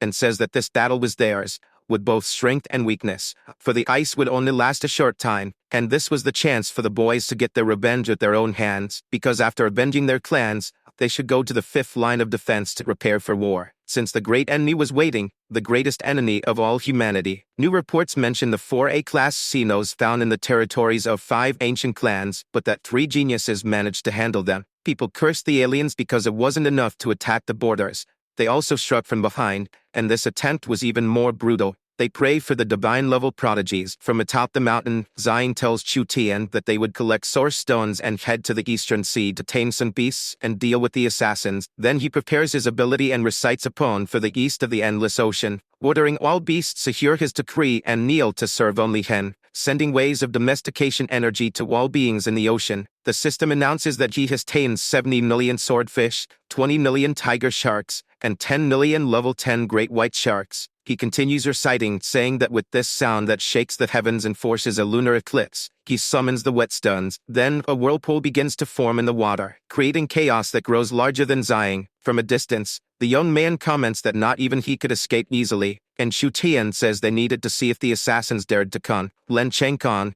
who was watching the sea while drinking coconut water, was impressed, saying that there was an ocean beast frenzy unlike anything he had ever seen before. He immediately ordered the entire clan to prepare for battle and await his signal, to which his servant accepted the command. Then he used his water manipulation magic to create a dragon and soared above it. He declared that his land family had guarded the eastern sea for generations and would not allow the sea beasts to rebel, advancing toward the whirlpool. However, the water suddenly dropped, surprising Changkon. Changkon looked ahead with apprehension. He was surrounded by beasts of various species and wondered how this was possible since they were supposed to be enemies. Something was definitely wrong. Zion, controlling them from a distance, remarked that they had targeted the wrong person. Chu Tian added that the senior should not forget to order them not to attack the city or humans. Following this, he commanded the beasts to stand down, and Changkon noticed that their hostility disappeared, wondering if this was the work of the beast-taming prodigy from the northeast. Then 3 dragons flew beneath the moon, capturing his attention. One of the dragons addressed the master of the ocean, stating that if he did not become a slave, he would lose his life, as the ocean beast's whetstone had arrived. Chang'an questioned whether all these assassins are after him and speculated that they must have mistaken him for the beast tamer. The three Xenos then landed on the water. The prodigy of the land family told them to advance, as this was bound to happen sooner or later, and fighting against the divine beast tamer's enemies was an honor. However, the beasts tamed by Xiang began leaping out of the water. They started encircling the dragon, and Chang'an wondered whether they had initiated the battle, trying to determine if this was the beast tamer's doing. Xiang instructed the swordfish to take care of the cyclical demon turtle. The tiger sharks were to handle the thorn serpent. Finally, the great white sharks were tasked with eliminating the glacial dragon. The dragon surged forward, roaring that they were mere insects. It unleashed a freezing blast against the beasts. The front of the sea was completely frozen by its attack. At the same time, the thorn serpent cursed the tiger sharks, calling them insects. Then it began to twist its body, executing an attack it called the giant barrage of stingers. As the battle raged on, the cyclical demon turtle sneered at the swordfish, calling them futile. It used an earth-based magic to cause a collapse upon the beasts. Xiang watched the battle from a distance, commenting that these sea beasts could hold off anything below rank A without giving them time to breathe. However, against a rank A, they were out of their league, so he infused his arm with energy. He launched an amplification formation, increasing power 50-fold and extending across 700 nautical miles. The formation's energy began spreading across the ocean, making Chang'an wonder what it was. The glacial dragon was about to attack, so the prodigy declared that they had defeated the beasts and were now coming straight for him. But he was ready to face the monster and would fight until his last breath. He prepared his water blasts, eager to see whether the dragon could freeze him before he landed a blow on the creature. The dragon unleashed its freezing blast against the prodigy to halt the attack. After being frozen, Chang'an cursed the dragon for having such immense power that even his water dragon could not withstand it. Then he was sent flying backward, bleeding from the monster's strike. The creature pressed forward, giving the genius no time to recover. But the amplification continued expanding through the sea. Then the sharks lunged toward the glacial dragon, biting the beast and catching it by surprise. Chang'an stood up, his aura turning a deep red. He questioned whether this was the amplification formation of the formation prodigy. Utilizing his water manipulation technique called Endless Ocean, Katsunenyu rose against the dragon, which denied what was happening until the very last second, calling them insects in its eyes as it was torn apart by the attack. The thorn serpent was also neutralized, along with the cyclical demon turtle. Xiang commented that the battle power was nearly perfect, as even S-rank aliens would be defeated by the ocean. He then told Chu Tian to bring Lan Chang'an closer because he had something to tell them, to which the little girl agreed, curious about the reason behind the action. Chang'an, now above the water, expressed his gratitude to his seniors for saving his life. He asked if they could reveal themselves so he could personally offer his thanks. Chu Tian appeared above the prodigy, stepping through a portal, and Chang'an wondered if the legendary senior was actually a child. However, the girl simply looked at the man. She grabbed him by the shirt and pulled him through her portal. Chang'an asked who the senior he was speaking to was, but Xiang ordered him to just listen and not ask questions. He then asked if Chang'an could take responsibility for using the Eastern Sea to lure and eliminate the aliens, to which the prodigy replied that he would dedicate his life to it. Thus, the senior prepared his finger and stated that he would grant him the power of an internal amplification tenfold. Touching Chang'an's forehead, he declared that from that day forward, he was the master of the Eastern Ocean, commanding 100 million beasts, and his duty was to annihilate the aliens. However, Chu Tian pointed to the sky and told his brother to look, as a void portal was forming in the seventh line of defense. Calling out to his brother and to all those present, dozens of single-eyed beasts emerged from the portal. The spirits warned that the aliens' class of forces were approaching, and Senior Nan ordered a retreat, as the sixth defense had fallen and they needed to buy time for the soldiers' escape. Singh shouted for all units to converge on the fifth line of defense for the decisive battle, while the commander of the seventh line ordered conservation of strength. The prodigy of the Chu clan requested that Commander Wan lead the main force because he would hold the line and buy some time, activating the maximum amplification formation. Since he was going to hold out as long as possible for the main force to retreat, he created a field filled with characters in the sky. The spirits ordered Singh to retreat, as the fifth line needed him,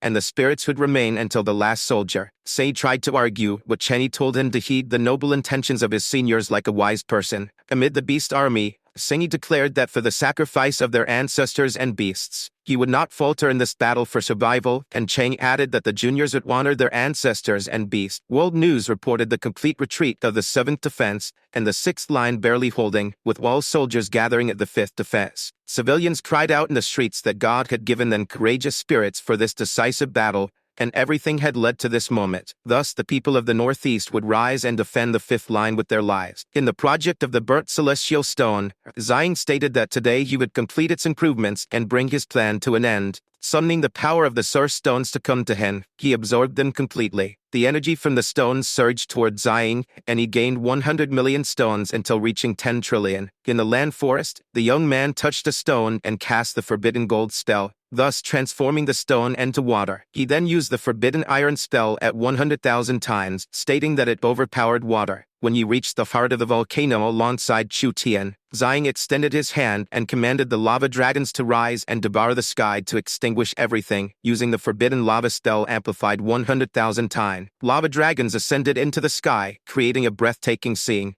Zhang reached the peak of his forbidden spell abilities, acquiring the origin of the star's ability. The young man reflected that using a forbidden spell of such magnitude might be what Earth needed to endure. However, he would have to bear it and use it only at the critical moment. Thus he stated that all that remained was to tame the beasts, summon spirits, and create formations, heading to the land of Enland, which was perfect for both. Zhang touched the ground and called upon his ancestors from the past, asking them to awaken. Wei rose and recited that from the east, bold heroes rode forth to suppress the darkness. Shu of the Three Kingdoms stated that he would now return after waiting for ages. Finally, Wu spoke of the wisdom of a rock, the power of the empire, and the legend that echoed. San stood up, finishing his recitation about the rising sun and its brightest glow over the mountains. Yuan rose and declared that his dynasty would impose its fury upon the land, joined by Ming and King, who rose and spoke of the history of heroes and legend. Zhang had awakened the spirits of the ancient heroes and reached the pinnacle of necromancy. He then called upon his honored ancestors to heed his summons and prepare for battle. The army began to march, and the senior recited another poem to activate his ability, using the ultimate beast-taming skill to summon venomous insects and serpents of the same kind, declaring that while even beasts must listen and obey him from that moment forward. Zhang reached the highest level of beast taming, unlocking free abilities and commanding 1 billion beasts. He commanded the ancestral power to rise and amplify all his beast troops. Then, raising his sword, he ordered them to follow him to the fifth line of defense. The young man coughed up a mouthful of blood shortly after using his power, falling to his knees on the ground, while Chu Tian told him he was pushing himself too hard and couldn't keep going like that. Zhang replied that he had to continue no matter what because there was no time to waste. The little girl tried to argue with him, worried about an injury, but the man stood up, saying that only the formations remained, and he needed to reach the fifth line. Chu Tian took him there. At dawn and the fifth defense of Great Xia, Zhang covered 10,000 kilometers with billions of formations, Infernal Key Sword, Hellfire, and Abyssal Horn, commanding them to layer upon layer, creating lethal formations to protect his homeland. As his tree began to emerge, Zhang reached the level of Genesis God Formation Master, and then began sweating coldly. The system alerted him that he had maximized the 5 supreme abilities into one and began to scream as the system modified his body. He collapsed to the ground from the impact of his abilities. Chu Tian tried to approach, calling out to him, but Zhang was in his Asura form, screaming in pain. Senior arrived at the fifth line of defense and informed Senior Nan that he had returned along with the other prodigies. Now with whitened hair, Zhang said they had arrived just in time, and Chu Tian ran toward her brother. The little girl hugged her brother and said the senior's hair had turned white, to which the prodigy responded that she had done well, and he was already there. Ging approached her benefactor and asked what had happened, and Zhang explained that it was the result of his preparations. Che questioned whether he was finally going to lay all his cards on the table. The young man smiled and said that was exactly what he intended to do. The news reported that the alien forces had broken through the defenses, with several countries falling and millions of espers perishing. Zhang climbed to the highest point of the fifth defense and addressed the soldiers and citizens, saying that the aliens were approaching, and before the battle, he had something important to say. He revealed that while the so-called 5 divine-level prodigies were actually him, causing the civilians to ask who he truly was. The young man placed his hand on his mask and began to introduce himself, finally revealing that he was Nan Zai. The people questioned how the deserter whom everyone had doubted could be a prodigy, and if this was some kind of joke. John Yuan, rising from his phone, said he had his suspicions, but this was unbelievable. Su Lang at phone asked if he was the Asura man, and Kier called it an insult. Lian Yi remarked that he was pretending to be her beast tamer, and Shanonan agreed, calling him shameless. However, Zhang used his 5 powers to prove to the people that it was true. Then he asked if he could continue his speech now. The people were astonished that it was the truth, and Zishan said that this was the moment for her brother to shine, while Kexanangshan stated that his son had worked hard. Sei murmured that he had finally admitted it. and Chang commented that he was truly a show-off. Zhang announced that the aliens were near and led the battle, maintaining the amplification formation while Wang Zai commanded the troops and the civilians evacuated. In the slaughterhouse, the members remarked that their leader was truly genius and their savior. Then, the young man continued,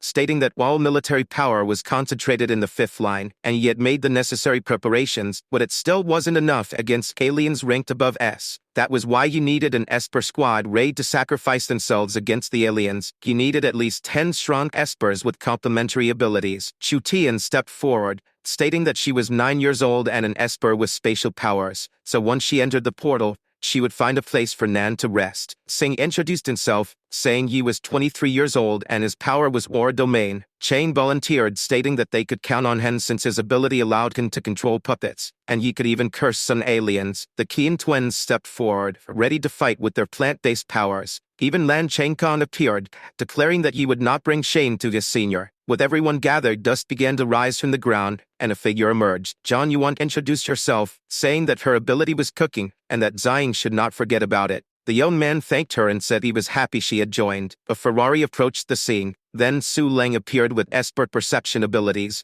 and Kier apologized. She introduced herself, explaining that she had the ability to rewind time by 15 seconds. Zishan approached her brother and said their father did not want to leave him alone, so she would go with him. And recently, she awakened healing abilities on the battlefield. Chen Lianyi and Su Xenanan also arrived at the group, saying that a single healer was not enough and that they should have a chance as well. Zhang thanked everyone and declared that the counteroffensive squad was officially formed, and the aliens were there, so the group had to prepare for battle. The young man used his formations and forbidden spells to block the aliens, alongside the attack of the beasts to slow their advance, and even the spirits attempted to counterattack. The soldier stated that they were the reinforcement for the fifth line, and that no one could run from the aliens. Then Zion ordered the sacrifice squad to advance. Chu Tian created a massive portal through which they would enter the aliens' base, and the senior commanded everyone to follow, for they were about to put an end to this reign of evil.